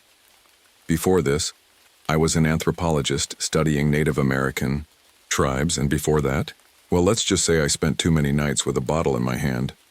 But that's all behind me now. 3 years sober, and I thought I had my life figured out. That was until the strange things started happening in my forest. It began on a cold morning in October. I was doing my usual patrol when I came across something that made my heart stop. A massive Douglas fir, one that had stood for hundreds of years, was lying on its side. Now, trees fall all the time, but this was different. The trunk wasn't broken or rotted. It had been pulled out of the ground, roots and all, like a kid plucking a daisy. No storm could do that. No machine either, not without leaving tracks. I radioed back to headquarters. Base, this is Walker. You might want to see this. But that was just the beginning. Over the next few days, I started finding things that made less and less sense. Native American artifacts, arrowheads, pottery pieces, even some old ceremonial items, appeared in strange patterns on the forest floor. I'd studied these kinds of artifacts for years, but I'd never seen them arranged like this. They formed perfect circles, spirals, and shapes that seemed to point to something. Then the animals started acting weird. I've worked in forests long enough to know how wildlife behaves, but this was something else. Deer would freeze in place staring at nothing.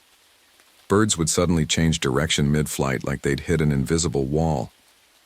Even my own dog, Rex, who came with me on patrols, started acting strange. He'd whimper at things I couldn't see and refuse to go into certain parts of the forest, but the dreams, those were the worst part. They started about a week after I found the uprooted tree. In them, I'd see shapes, massive dark figures moving through the trees. They never showed themselves clearly, but I could feel them watching me. And sometimes, just before I woke up, I'd hear words in my head, not in English, not in any language I knew, but somehow I understood them. Protect, Guardian. Coming. I'd wake up covered in sweat, the words echoing in my mind. At first, I tried to blame it on stress, maybe even my old drinking habits catching up with me. But deep down, I knew this was different. Something was trying to communicate. The final straw came when I found the stone formations. I discovered them one morning. Huge boulders, some weighing tons, stacked on top of each other in ways that defied gravity. They formed a perfect circle, and in the center was a handprint pressed into solid rock. A handprint twice the size of my own. That's when I knew. Whatever was out there, it wasn't human, and it was trying to tell me something. I've spent my whole life trying to make up for past mistakes, running from my failures, from the people I'd let down. But standing there, looking at those impossible stones, I realized I couldn't run anymore. Something was happening in my forest, something bigger than anything I'd ever faced, and somehow I knew this was just the beginning. Those footprints I found, they were leading somewhere. And despite everything inside me screaming to walk away, I knew I had to follow them, because whatever was out there wasn't just leaving signs, it was leaving them for me. And as the sun set behind Mount Hood that evening, casting long shadows through the trees, I made my decision. I would follow those tracks, no matter where they led. I just hoped I was ready for what I would find at the end of that trail. The next morning, I packed my backpack with everything I might need. My camera, notebook, water, some trail mix, and a first aid kit. Rex whined when I grabbed his leash, but I couldn't leave him behind. He might not like what was happening in the forest, but his nose was better than any tracking device. I started where I'd found the stone circle. The morning fog hung low between the trees, making everything look ghostly. My hands shook a little as I took pictures of the handprint in the rock. Next to it, my own hand looked like a child's. "What are you trying to tell me?" I whispered, touching the cold stone. That's when Rex started barking. Not his usual happy bark, but the sharp, nervous kind that meant something was wrong. He was staring into the trees, his ears pointed forward. I followed his gaze but saw nothing except shadows and mist. Then I noticed something odd about the ground. Kneeling down, I brushed away some leaves and found what looked like an old piece of pottery. My heart started beating faster. I recognized the patterns on it. They belonged to the Klickitat tribe who lived in these forests hundreds of years ago. But that wasn't what made my hands tremble. The piece wasn't dirty or worn like it should have been after lying in the ground for so long. It looked almost new, as if someone had just placed it there. I spent the next few hours finding more pieces, carefully marking each spot on my map. They formed a path, leading deeper into the forest. As an anthropologist, I'd studied patterns like this before. The Klickitat people believed in forest spirits, massive, powerful beings that protected sacred places. But those were just stories, weren't they? The path led us to a clearing I'd never seen before, even though I thought I knew every inch of this forest. The trees here were different, older, bigger, their branches twisting together overhead like they were holding hands. The ground felt strange under my feet, hollow somehow. That's when the headache hit me. It started small, just behind my eyes, but quickly grew until it felt like my skull was being squeezed. Images flashed through my mind. People in traditional, native clothing, dancing around a fire, strange symbols carved into trees, and something huge moving through the forest, watching from the shadows. Rex's growl snapped me back to reality. The headache vanished as quickly as it had come. But I felt different. Like someone had just told me a secret, but I couldn't quite remember what it was. I checked my watch. Somehow 3 hours had passed, but it felt like minutes. The sun was getting low, casting long shadows through the trees. That's when I saw it, a cave entrance half hidden behind a curtain of moss. The stone around it was covered in carvings, the same patterns I'd seen on the pottery pieces. My hands were shaking as I wrote in my notebook, "Found Klickitat artifacts arranged in a trail, unexplained headaches and visions, possible sacred site cave, entrance with tribal marking signs of recent activity." Just then, the ground trembled slightly under my feet. It wasn't like a normal earthquake. It felt more like footsteps, as if something massive was walking nearby. Rex pressed against my leg, whimpering. That's when I heard it. A sound that wasn't quite words but wasn't quite animal either. It seemed to come from inside my own head. Close now, must protect, time running out. I looked down at Rex, who was staring into the darkening forest with his tail between his legs. You heard that too, didn't you, boy? The sun was setting, and every instinct told me to head back. But I couldn't shake the feeling that I was close to something important. In my pocket, my phone buzzed. A message from the Forest Service about a mining company applying for permits in the area. My stomach dropped as I read the coordinates. They were planning to mine here, in this clearing. As darkness crept through the trees, I made a decision. I would come back tomorrow, better prepared. Whatever was out there, whatever was trying to communicate with me, it was connected to this place. And if the mining company had their way, it would all be destroyed. Walking back through the darkening forest, I couldn't shake the feeling that we weren't alone. Every shadow seemed to move. Every rustle of leaves sounded like whispers. But the strange thing was, I wasn't scared anymore. Instead, I felt like I was finally starting to understand. Something ancient lived in these woods. Something that had been here long before us. And now, for whatever reason, it had chosen to reveal itself to me. The real question was, what did it want me to do? I couldn't sleep that night. Every time I closed my eyes, I saw those cave markings, and that hollow feeling in my chest wouldn't go away. By sunrise, I was already heading back to the clearing, this time with better equipment, a powerful flashlight, rope, and my old archaeology tools from my university days. But something was different this morning. The forest felt alive. Not in the normal way, with birds singing and squirrels running around. This was different. The trees seemed to be holding their breath, waiting for something. I was halfway to the clearing when it happened. The voice in my head was clearer this time, like someone speaking from the next room. Stop. Wait.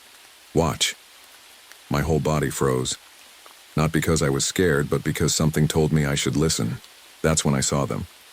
Through the morning mist, about 50 yards ahead, stood the biggest creature I'd ever seen.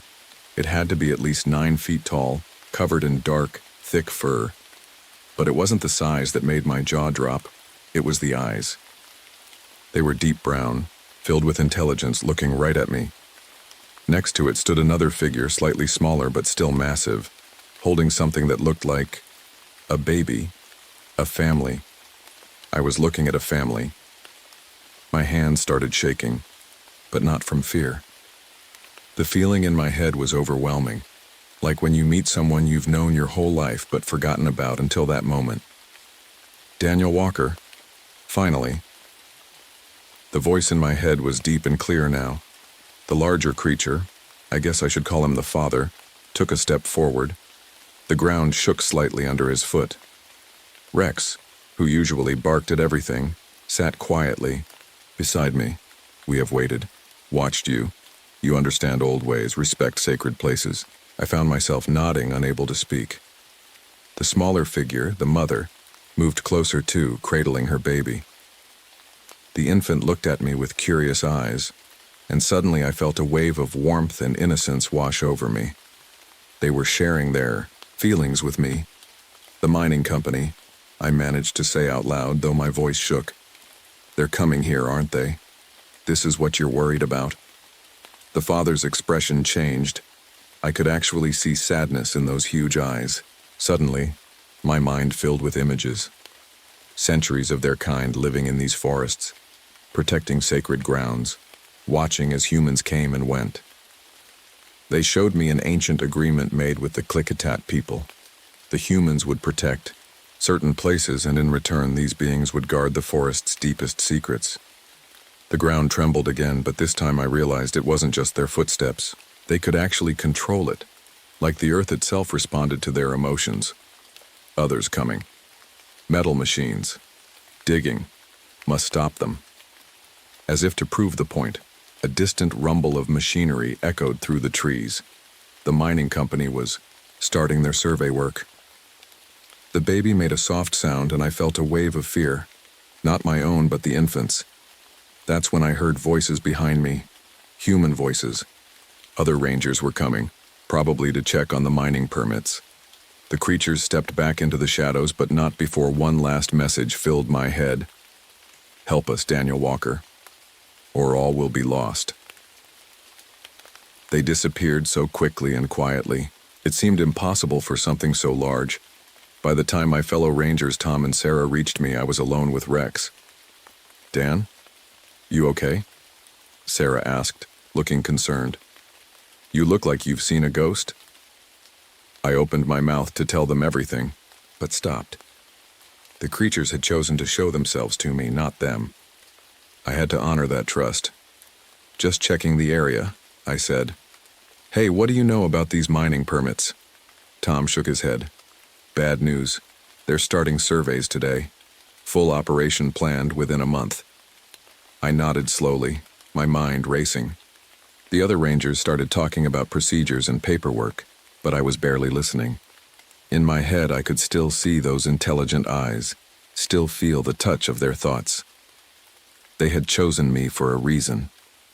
Maybe because of my background in anthropology, maybe because of my connection to the forest, or maybe because they knew I had nothing left to lose. Whatever the reason, I knew what I had to do.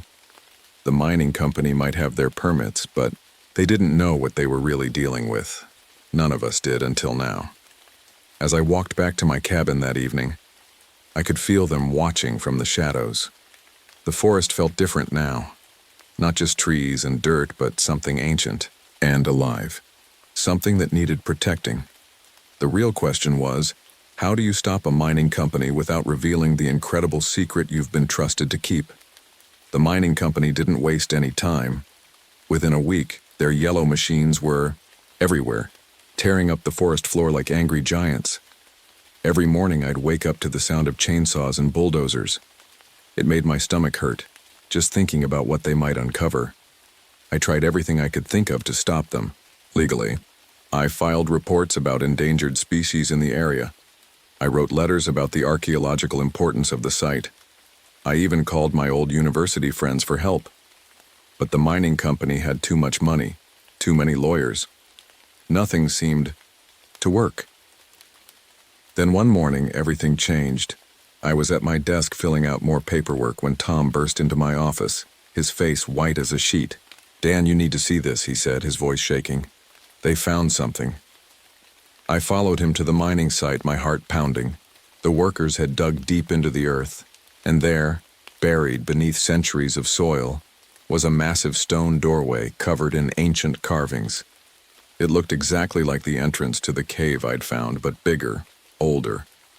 The mining company's archaeologist was taking pictures, looking excited.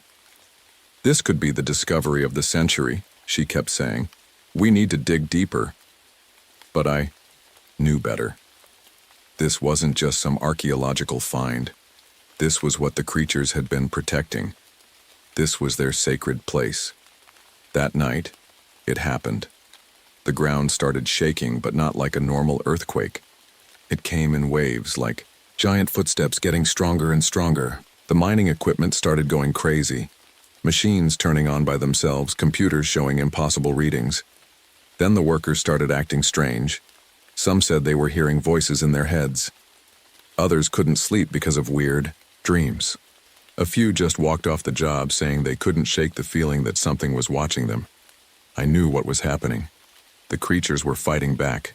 The next morning, the mining company's security team found all their equipment pushed into a pile, like toys a giant child had gotten tired of playing with. The stone doorway they discovered was completely buried again, as if the earth itself had swallowed it up. Sarah came to my office looking worried. Dan, people are talking, they're saying impossible things. Jerry from the night shift swears he saw something huge moving through the trees. And Lisa? She hasn't spoken a word since yesterday, just sits there, staring into the forest. I nodded, trying to look surprised, but inside my head I could feel them. The creatures were getting stronger, more desperate. Their thoughts were pushing into everyone's minds now, not just mine. Danger. Must protect. Time running out. That afternoon, the mining company's boss showed up, a man in an expensive suit who looked very angry. He brought more security guards and ordered them to protect the equipment. "Double the security," he shouted. "Nothing stops this operation." But as the sun set, something else happened. The trees around the mining site started to move. Not like they were being blown by the wind. They were actually bending, their branches reaching down like arms. The security guards' flashlights wouldn't work. Their radios only played static. I stood at the edge of the site, watching it all happen.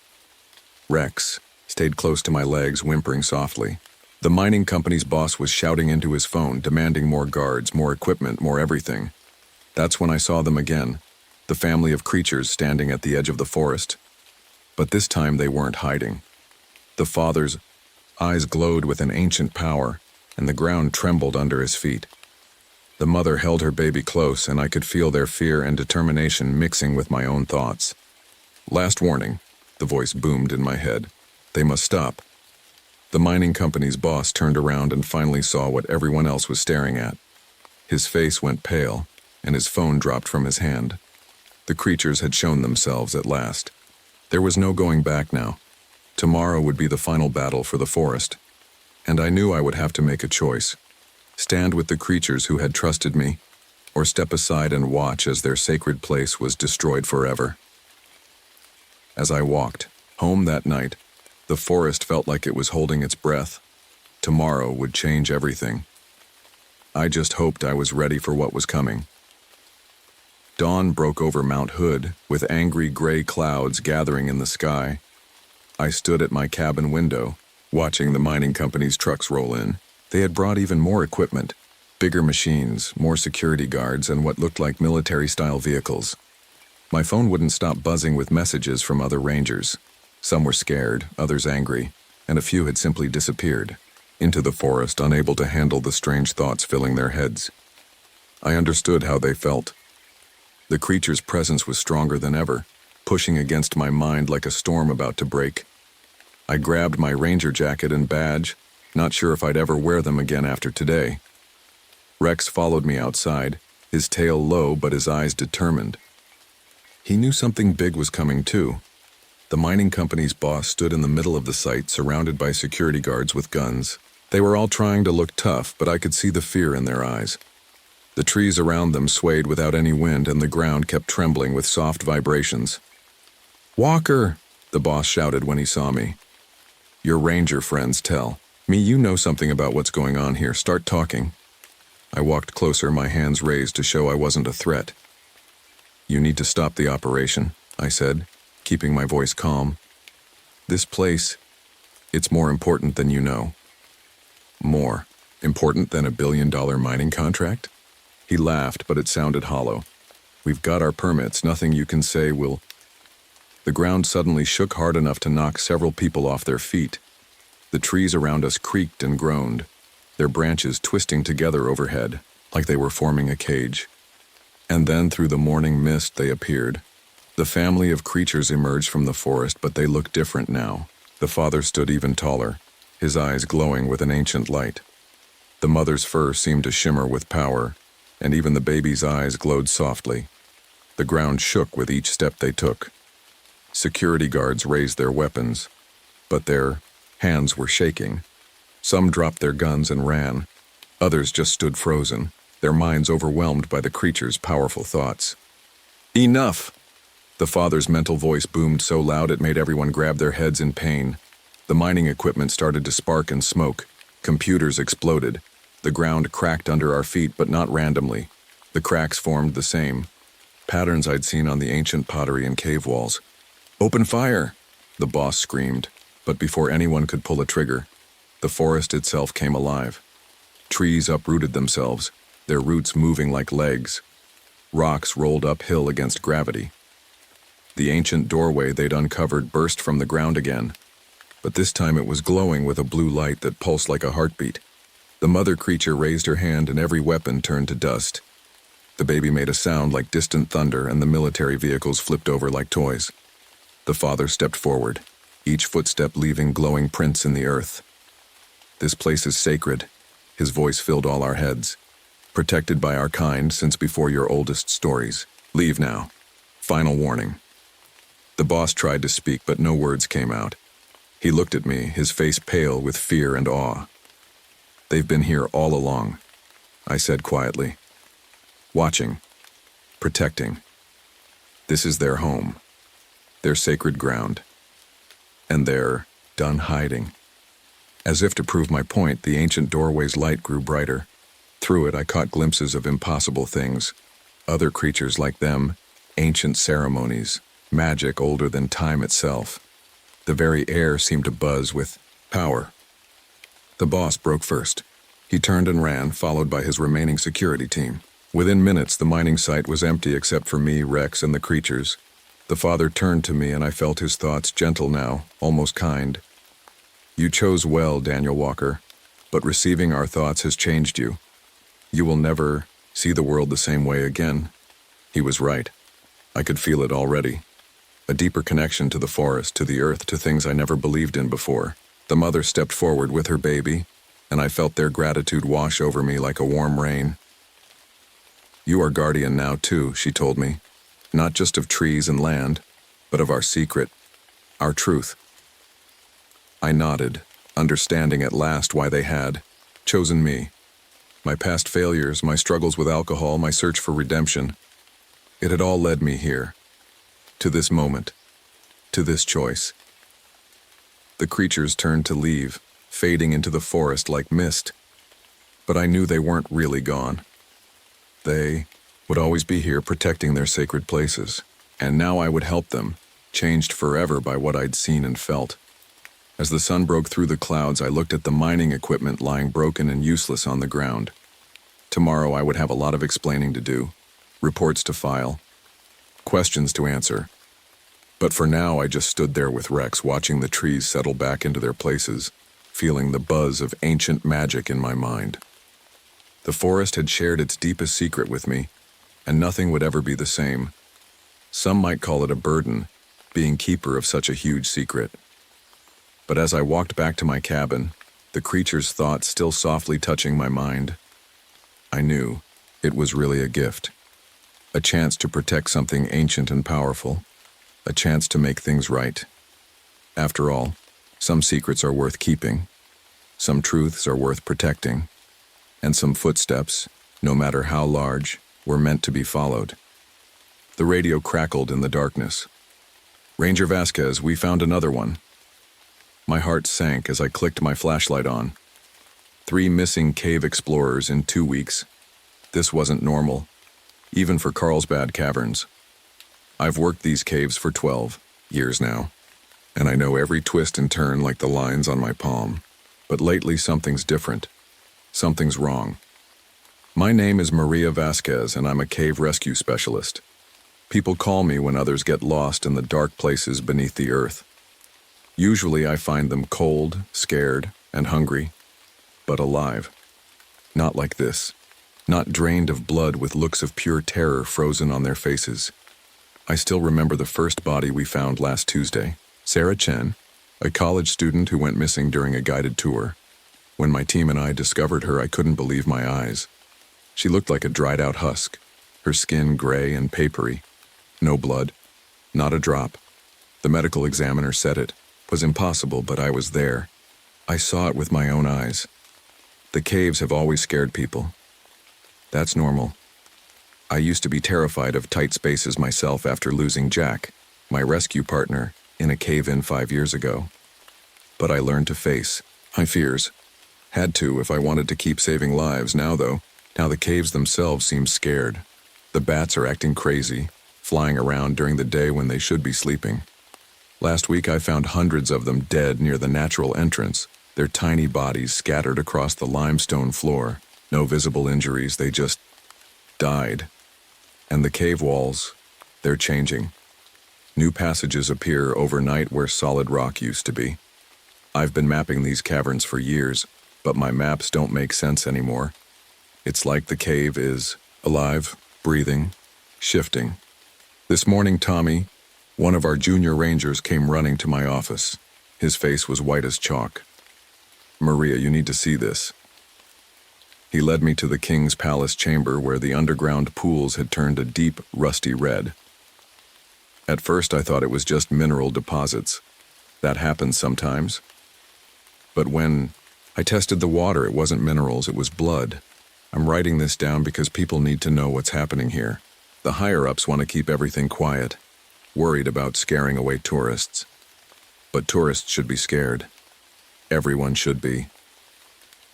Yesterday, while checking the new passages, I found something carved into the wall. Old Spanish writing, probably from the first explorers who found these caves. I recognized enough words to make my skin crawl. Dios nos ayude. No dejen que despierte. God help us. Don't let it wake up. Below the writing was a symbol I'd never seen before. Twisted and wrong somehow, like it hurt my eyes to look at it. When I tried to photograph it, my camera stopped working. Now I'm staring at the radio, listening to my team describe another bloodless body they've found in the lower chambers. But this time they're saying something else too. Something about strange markings on the walls.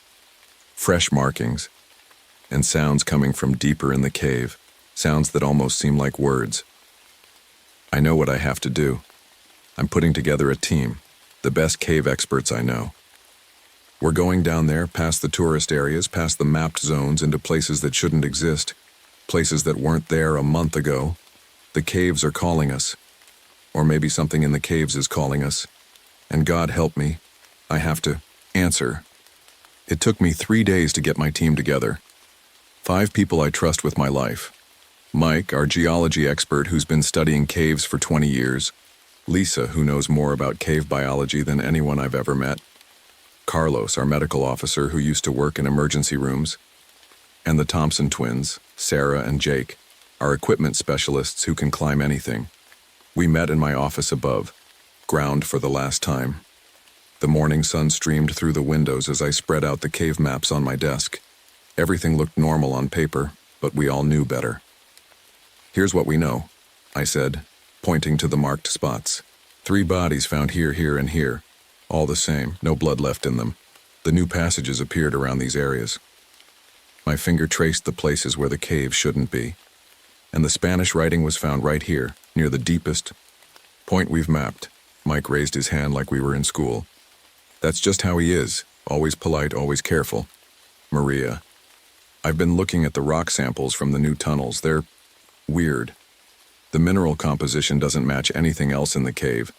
It's like they're from somewhere else completely. I nodded. That's why I needed Mike. He notices things others miss.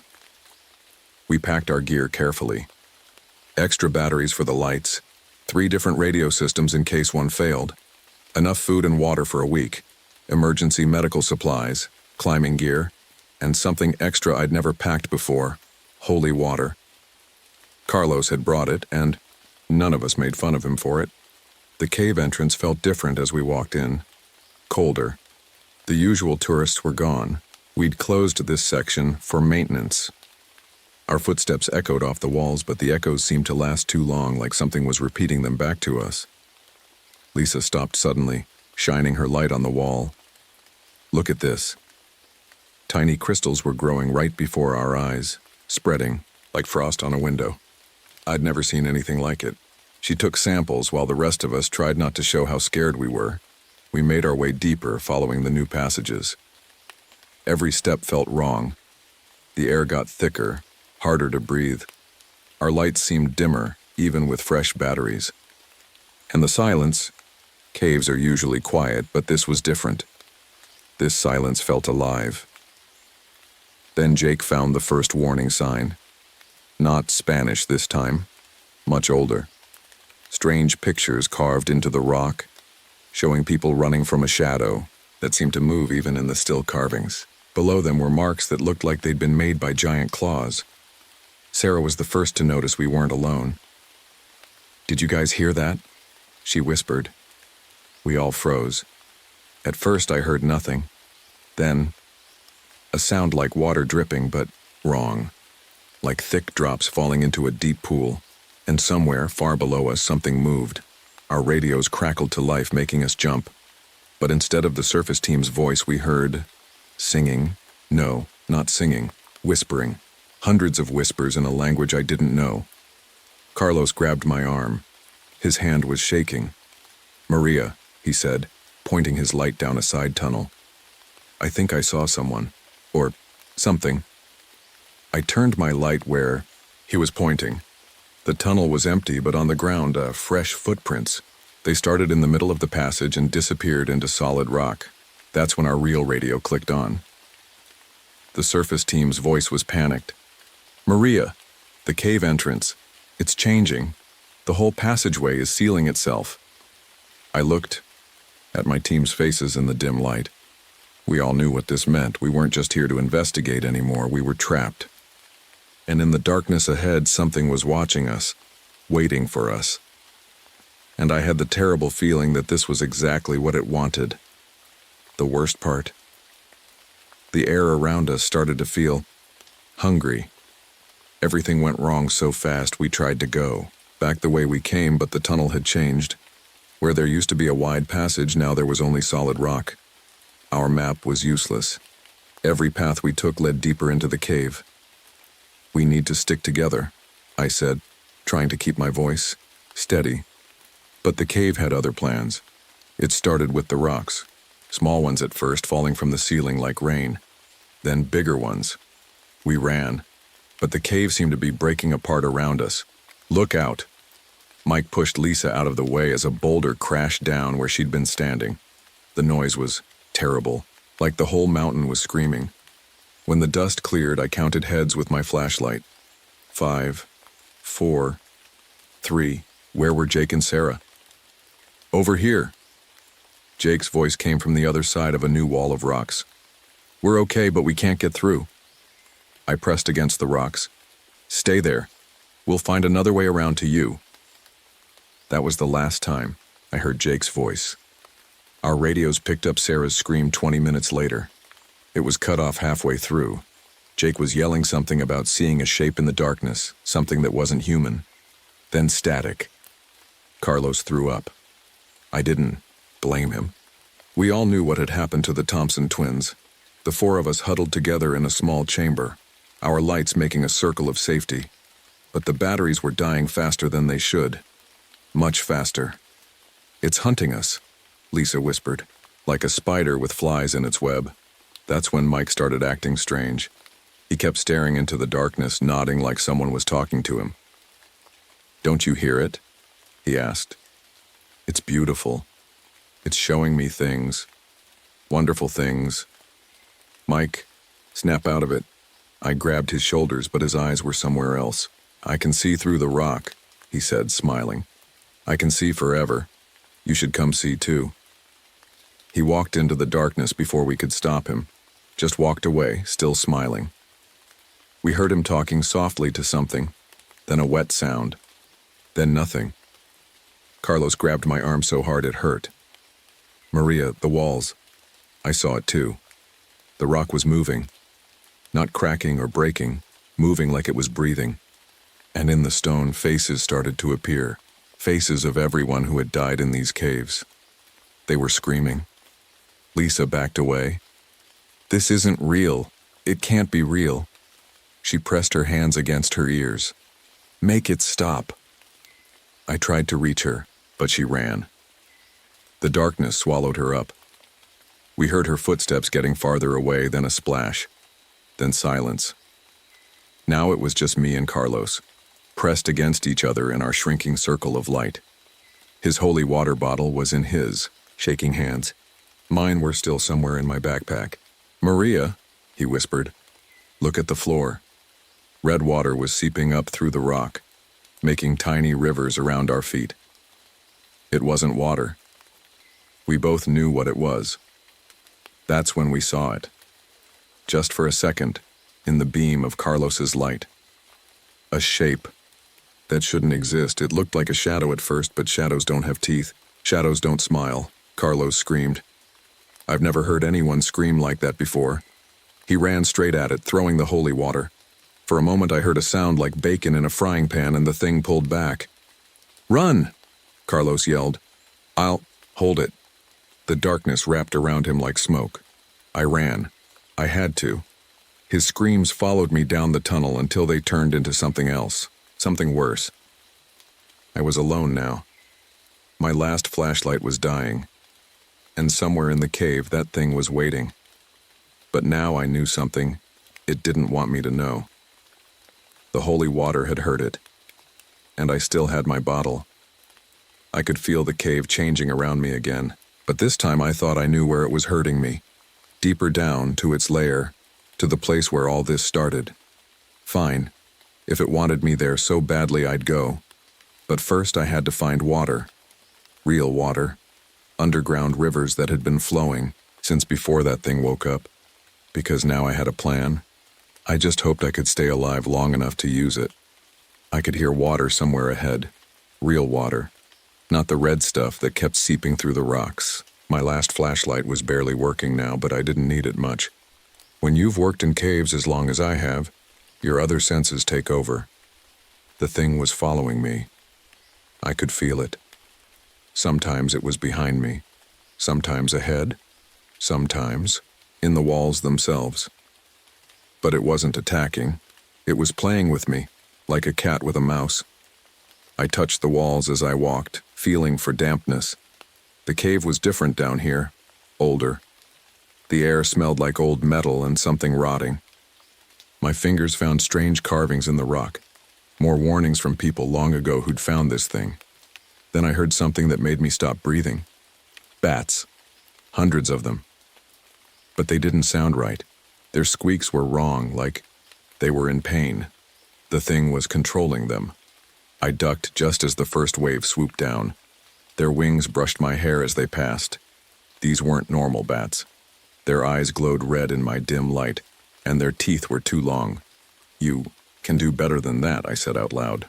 My voice shook, but I kept talking. "Is this the best you can do? Sending your pets after me?" The bat suddenly flew away. In the silence that followed, I heard it laugh. The sound was like rocks grinding together, but I'd found what I was looking for. A small stream of clear water running down the wall. I pulled out my empty water bottle, the one that used to hold holy water, and filled it up. Then I found more bottles in my backpack and filled those too. I remembered what Carlos had said before it got him. The holy water had hurt it. But why? Then it hit me. Maybe it wasn't the holy part that mattered. Maybe it was just clean, pure water that this thing couldn't stand. I needed to test my idea. Taking one bottle, I splashed some water on the wall where I'd seen the thing move through before. The rock sizzled and turned black. I smiled for the first time in hours. Now I had a weapon. But I needed more. I followed the water downstream, filling every container I could find. The thing stayed back, but I could feel it watching.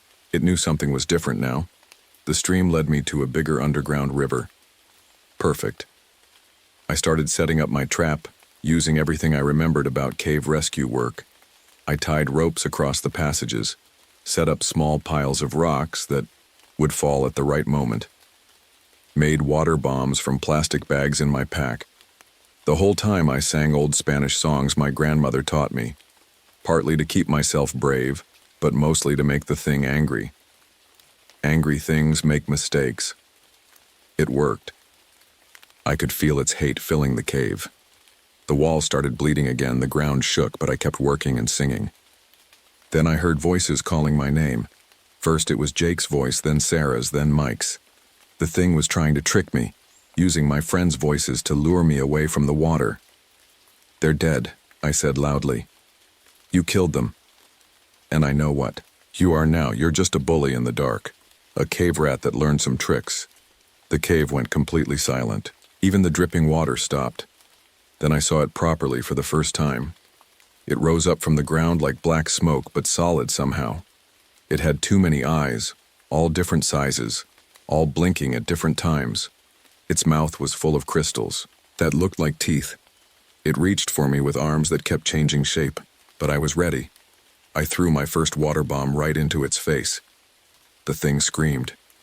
The sound was so loud that rocks fell from the ceiling. Where the water hit it, holes appeared in its body, smoking like acid burns. But it didn't die. Instead, it got bigger, angrier. I ran deeper into the cave towards the underground river. The thing followed, just like I planned. All I needed was to get it in the right spot. Behind me, I heard the scraping of claws on rock. Ahead of me was the biggest chamber I'd ever seen, and in the middle of it was something that made my blood run cold. I finally understood what this thing really was, and why it had to be stopped no matter what. The real fight was about to begin. The chamber was enormous, bigger than a football field. My tiny flashlight barely showed me anything, but what I could see made my stomach turn. In the center was a pit, ancient and deep. Around it stood stone pillars covered in carvings that were older than any language I knew, and scattered everywhere were bones. Not just human bones. There were things that looked like dinosaur bones, but wrong somehow, like they'd been changed. Now I understood. This thing hadn't just woken up recently. It had been here forever, sleeping and waking over and over, feeding and growing stronger each time. The Spanish explorers hadn't been the first to find it. They were just the latest. And my team? We were just its newest meal. The thing flowed into the chamber like black water, spreading out until it was everywhere. Its eyes, hundreds of them now, watched me from every direction. It thought it had me trapped, but I was ready. I pulled the rope I'd set up earlier. Water bags I'd hidden in the ceiling dropped down, splashing the creature. It shrieked and pulled back, its skin bubbling wherever the water touched, but it was still coming. I ran toward the pit, throwing water bombs behind me. Each one hit with a hiss and a scream. The thing was following, just like I wanted. It could have moved through the walls to catch me, but it was too angry now. Too hungry. My foot caught on a rock and I fell. My last flashlight broke, leaving me in total darkness. But I could feel the pit ahead of me, and I could hear the underground river below. The thing's voice filled my head. Not words exactly, but images. It showed me everything it had done over thousands of years. All the people it had taken. All the creatures it had changed. It was proud of itself. "You're not going to show anyone anything ever again," I said. I grabbed my last water bomb, the biggest one, and threw it up as hard as I could. At the same time, I pulled my last rope. Several things happened at once. The water bomb burst in the air right over the thing's main body. The rope released the pile of rocks I'd set up, sending them crashing down, and most importantly, the explosives I'd taken from the rescue kit, the ones we used to clear cave-ins, went off exactly where I'd placed them. The chamber filled with noise and dust. Rocks crashed down everywhere, and the floor under the creature broke apart, sending it tumbling toward the underground river. But it caught me too. One of its arms wrapped around my leg as it fell. I was pulled toward the pit, scraping and clawing at the ground. The thing was screaming in my head, showing me horrible things, trying to make me give up. That's when I felt another hand grab mine. For a second, I thought it was Jack, my old partner who died in these caves. But it wasn't. It was just a memory, showing me what to do. I stopped fighting. Instead, I pulled out my last bottle of water and poured it right down the thing's throat as it tried to scream. It let go. I rolled away from the pit's edge just as the last explosives went off. The whole chamber shook. Rocks bigger than cars fell into the pit. The thing's screams got farther and farther away until they were gone. Water from the underground river was shooting up through the broken floor, filling the chamber. I ran for higher ground as the pit collapsed in on itself. It took me 6 hours to find my way back to the surface. The passages had changed again, but this time they were leading me out, like the cave itself was helping me. When I finally saw daylight, I sat down and cried for a long time. For my team, for everyone the thing had taken, for Jack. They sealed the cave after that. Said it was too dangerous, too unstable. They didn't believe my story, of course. Called it cave gas, hallucinations from lack of oxygen. Said the bodies were destroyed in the cave-in. But I know what happened. And I know something else too. The thing isn't dead. Things like that don't die easily. But it's trapped now, deep underground with thousands of tons of rock between it and the surface. And the underground river is still flowing through its prison, keeping it weak. Sometimes at night I think I can feel it dreaming, waiting, growing stronger again. But that's okay. I'll be ready, and next time, I'm bringing more water. The first time I saw someone walk into solid rock, I thought I was losing my mind. I've been a park ranger at Acadia National Park for 5 years now, and I've seen plenty of strange things. Bears opening car doors like they were born to it, tourists trying to take selfies with moose, and even the occasional ghost story around the campfire. But nothing prepared me for what happened that foggy morning in October. My name is Catherine Reynolds. Kate to everyone except my mother when she's mad at me. And I've spent most of my life around water. 8 years as a Coast Guard rescue. Swimmer taught me everything there is to know about the ocean's moods. Or at least that's what I thought until the mist started taking people. It began with the Morrison family's fishing boat. Clear skies, calm seas, perfect fishing weather, and they vanished without a trace. No distress call, no debris, nothing. Just empty ocean where a boat should have been.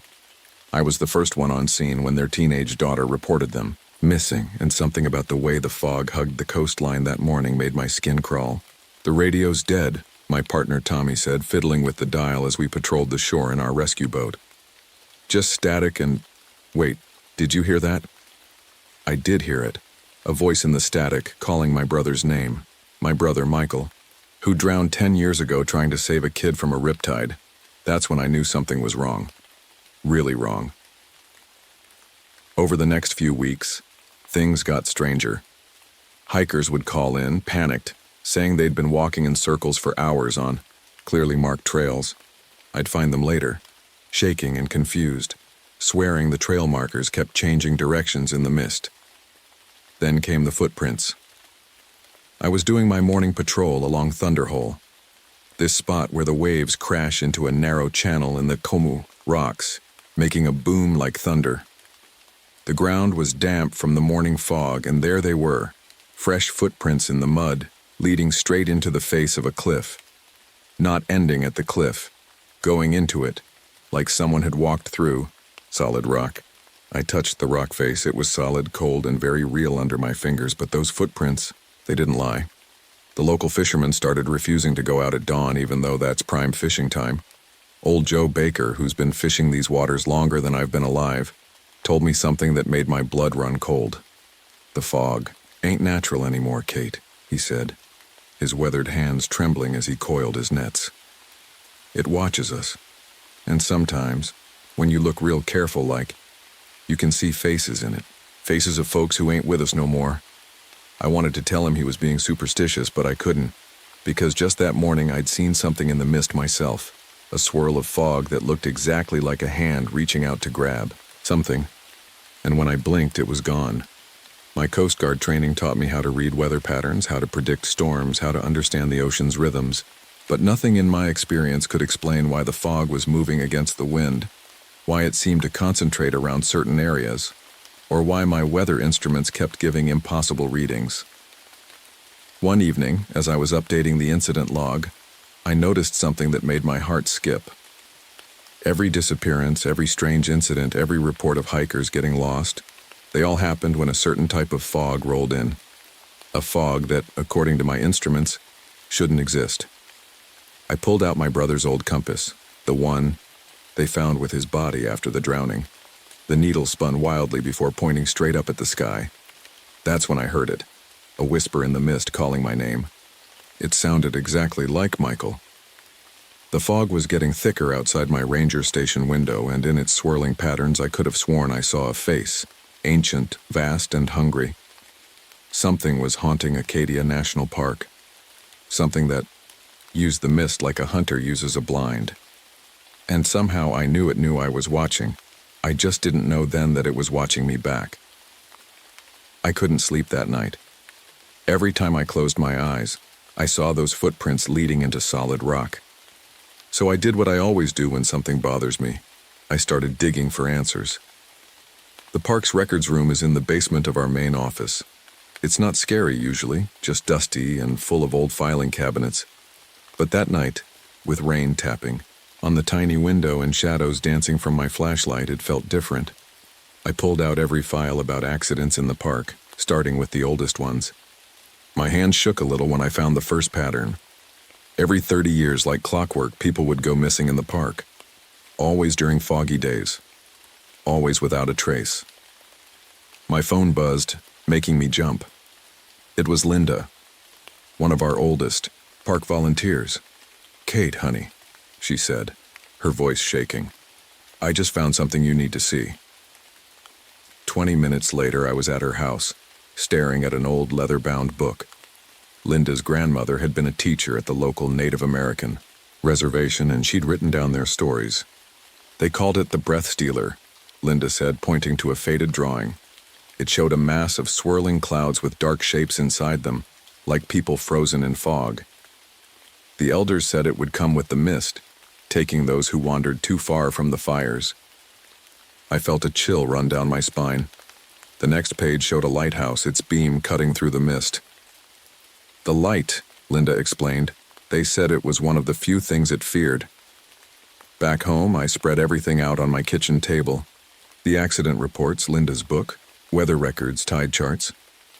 My cat Scout watched from his perch on the windowsill, his tail twitching nervously. That's when the fog rolled in. It was different from normal fog. It moved like it was alive, pressing against my windows like fingers trying to get in. Scout hissed and ran under the couch. Then I saw him. Michael was standing in my backyard, just like I remembered him. My big brother, in his favorite red flannel shirt and worn jeans, smiling that goofy smile of his. "It's not real," I whispered to myself. "It's not him." But when he waved at me just like he used to, I almost ran outside. Almost. Instead, I grabbed my phone and took a picture. The photo showed only empty fog. The next morning, I found something that made my heart stop. While checking the shoreline where the Morrison family disappeared, I found their daughter's bracelet, stuck in a tree branch 30 feet above the water. Like something had lifted the boat into the air before taking it. I called my friend Sarah at the weather station. "I need you to look at something," I said, sending her my weather readings from the past month. "Kate, this is impossible," she said, after a few minutes. According to these readings, the fog, it's colder than it should be. Way colder, and it's moving against every wind pattern we know. I spent that afternoon talking to local fishermen. Old Pete, who'd been fishing here for 50 years, told me something interesting. "My grandfather used to say the fog had a schedule," he said, warming his hands on a coffee cup. "Said it hunted with the moon, like the tides." I pulled out the dates of all the disappearances. Sure enough, they all happened 3 days before or after a full moon, when the tides were strongest. That evening, I found something else in Linda's book. A map showing an old ritual site on top of the cliffs. The natives used to leave offerings there, the book said, to keep the breath stealer calm. I was planning to check it out the next day when my radio crackled to life. Through the static, I heard voices, dozens of them whispering, crying.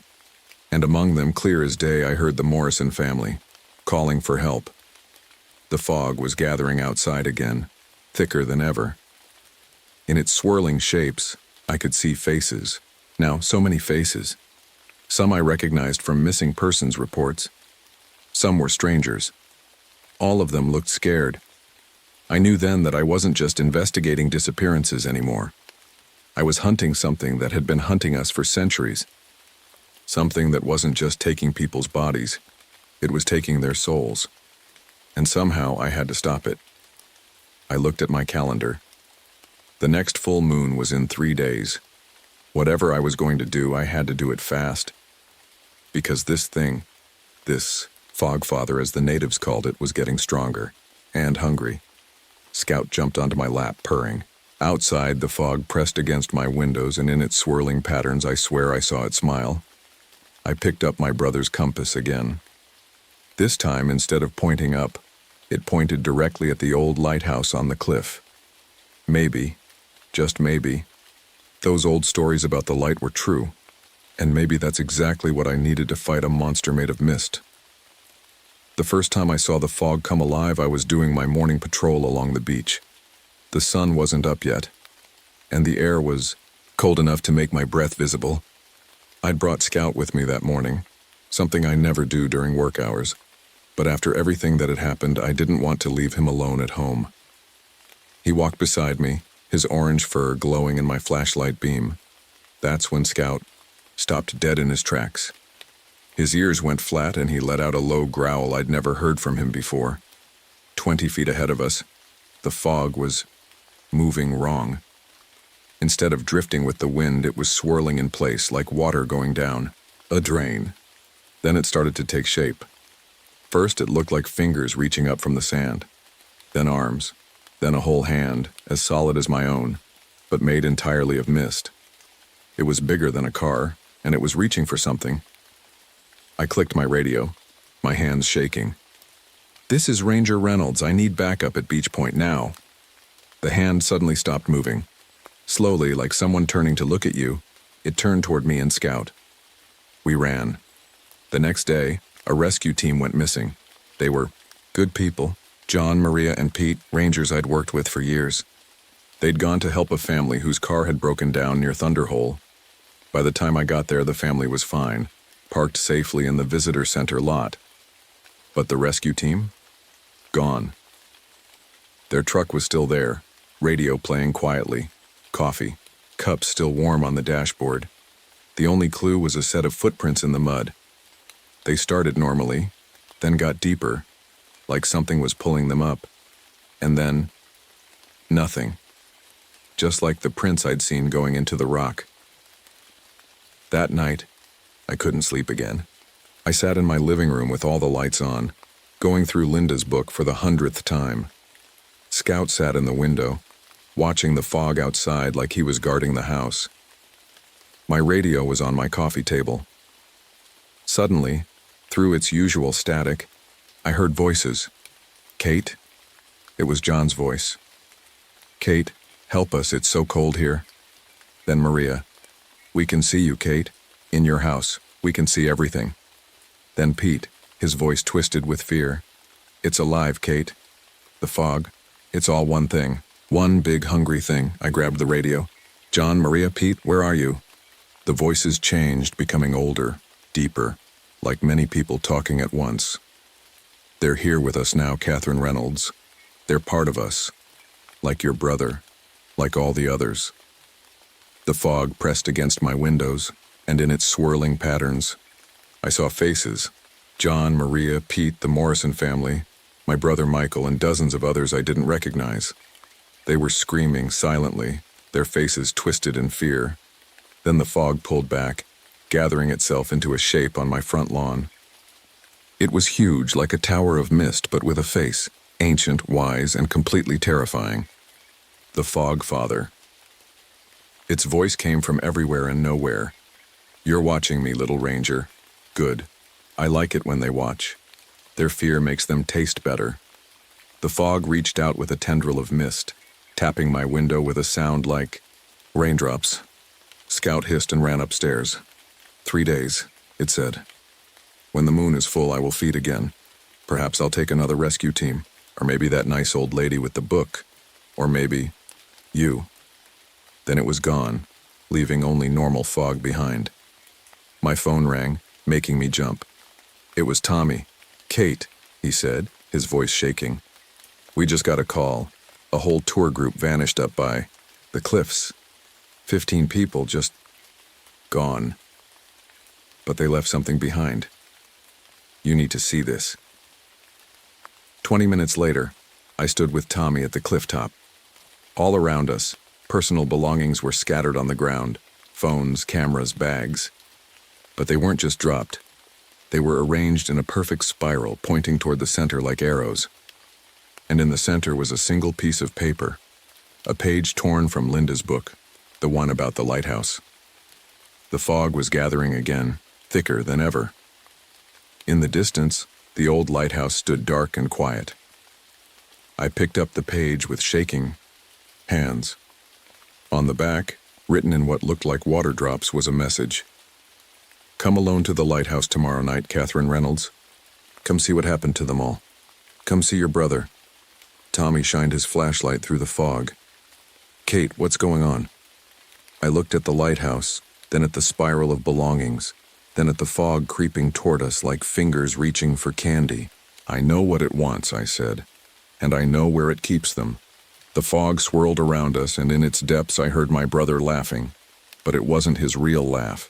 It was wrong, hollow, like an echo in an empty room. I gripped my flashlight, tighter. Tomorrow night I was going to the lighthouse, but not alone and not unarmed, because now I knew the truth. The Fog Father wasn't just a story. It wasn't just a monster. It was a collector, keeping its victims like butterflies in a jar, and I was done being afraid. I spent all morning spreading my evidence across the ranger station's big table, tide charts, moon phases, Linda's book, and a map of every disappearance in the park. Tommy brought coffee and watched me work, not saying much but taking it all. "And look at this pattern," I said, pointing to the map. "Every disappearance happens within 2 miles of the lighthouse, and always when the tide is highest." I'd marked each spot with a red pin. Together they made a spiral, just like the spiral of belongings we'd found on the cliff. "It's like a spider web," Tommy said quietly. "And the lighthouse is the center." The lighthouse. It kept coming back to that. I pulled out my phone and showed Tommy the photos I'd taken of Linda's book. "The native people who lived here," I explained. "They built the first signal fire right where the lighthouse stands now. They kept it burning every full moon to keep the Fog Father away." Tommy frowned. "So when they built the lighthouse, they put it right on top of their sacred ground. And when the lighthouse went dark 10 years ago, that's when the disappearances started again," Tommy finished. I nodded, then showed him my brother's compass. It was still pointing at the lighthouse, even through the station's thick walls. "I've been tracking the fog's movements," I said. "It's not random. It follows the tides, just like the old stories said. High tide brings it in, low tide makes it retreat. And tomorrow night, the highest tide of the year," Tommy whispered. "The full moon." I spread out a newer map, one I'd made myself. On it, I'd drawn the fog's movement patterns. They looked like waves flowing in and out, but always circling back to the lighthouse. "The Fog Father doesn't just take people," I said. "It stores them, keeps them. All those voices on the radio, all those faces in the mist, they're still here, trapped." I showed Tommy the last piece of evidence, my phone's weather app. The temperature around the lighthouse was 20 degrees colder than anywhere else in the park. "That's where it lives," I said. "Where it keeps them all." Tommy looked at me hard. "Kate, what are you planning?" I took a deep breath. "I'm going to the lighthouse tonight, before the full moon, before it's at full strength." "That's crazy," Tommy protested. "You saw what it can do." "I saw something else too," I said, pulling out the last page of Linda's book. "Look." The page showed a drawing of the old signal fire, with symbols drawn around it. Linda's grandmother had written notes in the margins. "Light traps it, sacred items weaken it, must be blessed by tribal elder." "Linda took me to the reservation this morning," I continued. "The elder there, she blessed these." I opened my backpack and showed Tommy what was inside.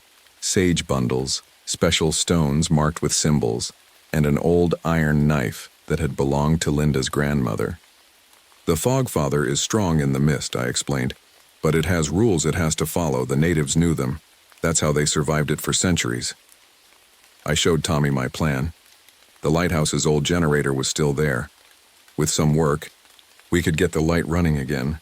The blessed items would weaken it and the light would trap it, just like the signal fires used to do. "But we have to do it before full moon tomorrow night," I said, "before it feeds again." Tommy was quiet for a long time. Finally, he said, "You're not going alone." I started to protest, but he held up his hand. "I'm not asking, Kate. You need someone to watch your back." Just then, my radio crackled. Through the static, I heard Michael's voice. "Coming to visit, little sister?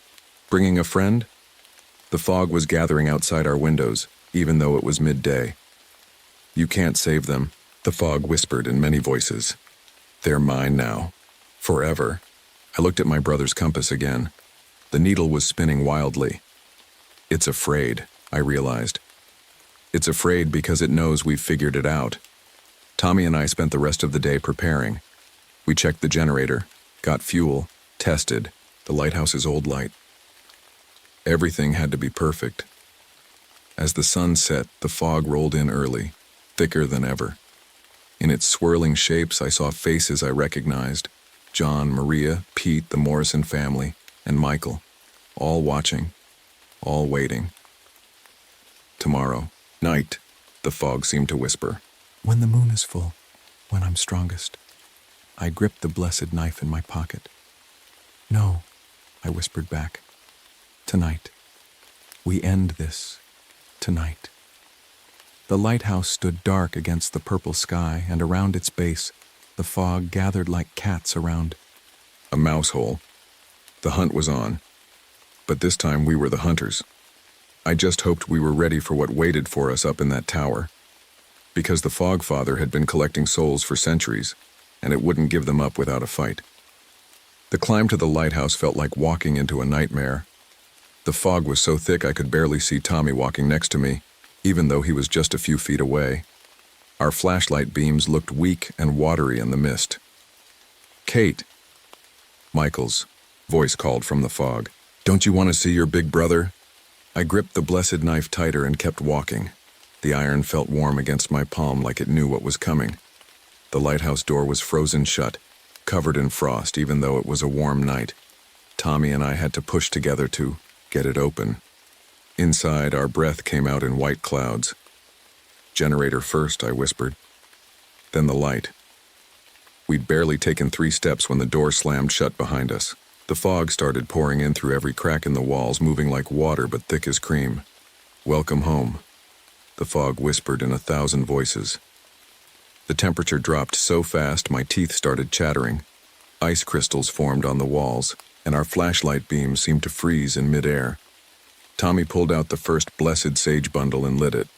The smoke cut through the fog like a knife, making it retreat with a sound like angry whispers. The generator, I reminded him. We have to get to the generator. We made it halfway up the spiral staircase when the first tentacle of solid fog grabbed Tommy's leg. I slashed at it with the iron knife, and it dissolved with a shriek that shook dust from the ceiling. Catherine Reynolds, the fog growled, and now it had only one voice, ancient and angry. You should have come alone.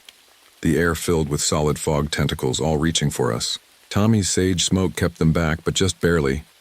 We ran up the stairs, the fog right behind us. That's when I saw them. Faces in the walls. Real faces, pushing out of the solid stone like people trying to swim through thick jelly. I recognized John, Maria, Pete, and Michael. Help us, they whispered. We're so cold. The generator room, Tommy shouted. Look. Through a doorway I could see the old generator. It was covered in frost, but otherwise looked okay. Just like we'd left. That afternoon, we ran for it, but the fog was faster. It formed a wall in front of us, and in it, I saw the Fog Father's face, huge and horrible, with eyes like swirling storms. You want to see what happens to those who fight me? It growled. Suddenly the room changed. We were standing on the cliff edge where Michael died. I saw him jumping into the waves to save that kid. Saw him getting pulled under. But this time I saw what really happened. The fog had taken him. Not the waves. The fog. Your brother was brave, the Fog Father said. Brave souls taste the sweetest. Anger burned through my fear. I raised the blessed knife. Let them go, the Fog Father laughed. The sound made the lighthouse windows shake. They're mine now, forever, just like you'll be. Tommy was fighting his way to the generator, sage smoke creating a thin path through the fog. But the Fog Father wasn't really worried about him. It was focused on me. I've waited so long for you, Catherine Reynolds, it said. The last one who got away. The sister who lived. The fog surrounded me, solid as stone now. Cold tentacles wrapped around my arms, my legs, my neck. The knife fell from my numb fingers. Watch, the Fog Father commanded. The walls of the lighthouse disappeared. I saw everyone it had taken. Hundreds of people, maybe thousands, all frozen in the fog like bugs in amber. They were all awake, all aware, all trapped in an endless, cold dream. Join them, it whispered. Join your brother. The fog started pulling me in. I felt my feet leaving the floor. The cold was so intense it burned. Then I heard the generator roar to life. Tommy had done it. The lighthouse beam blazed out, cutting through the fog like a sword.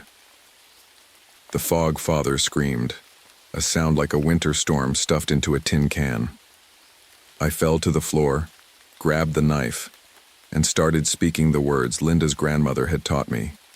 An ancient prayer in a language I didn't understand. The blessed stones in my pocket grew hot. Sacred smoke from the sage filled the room, and the lighthouse beam kept spinning faster and faster, slicing through the fog again and again.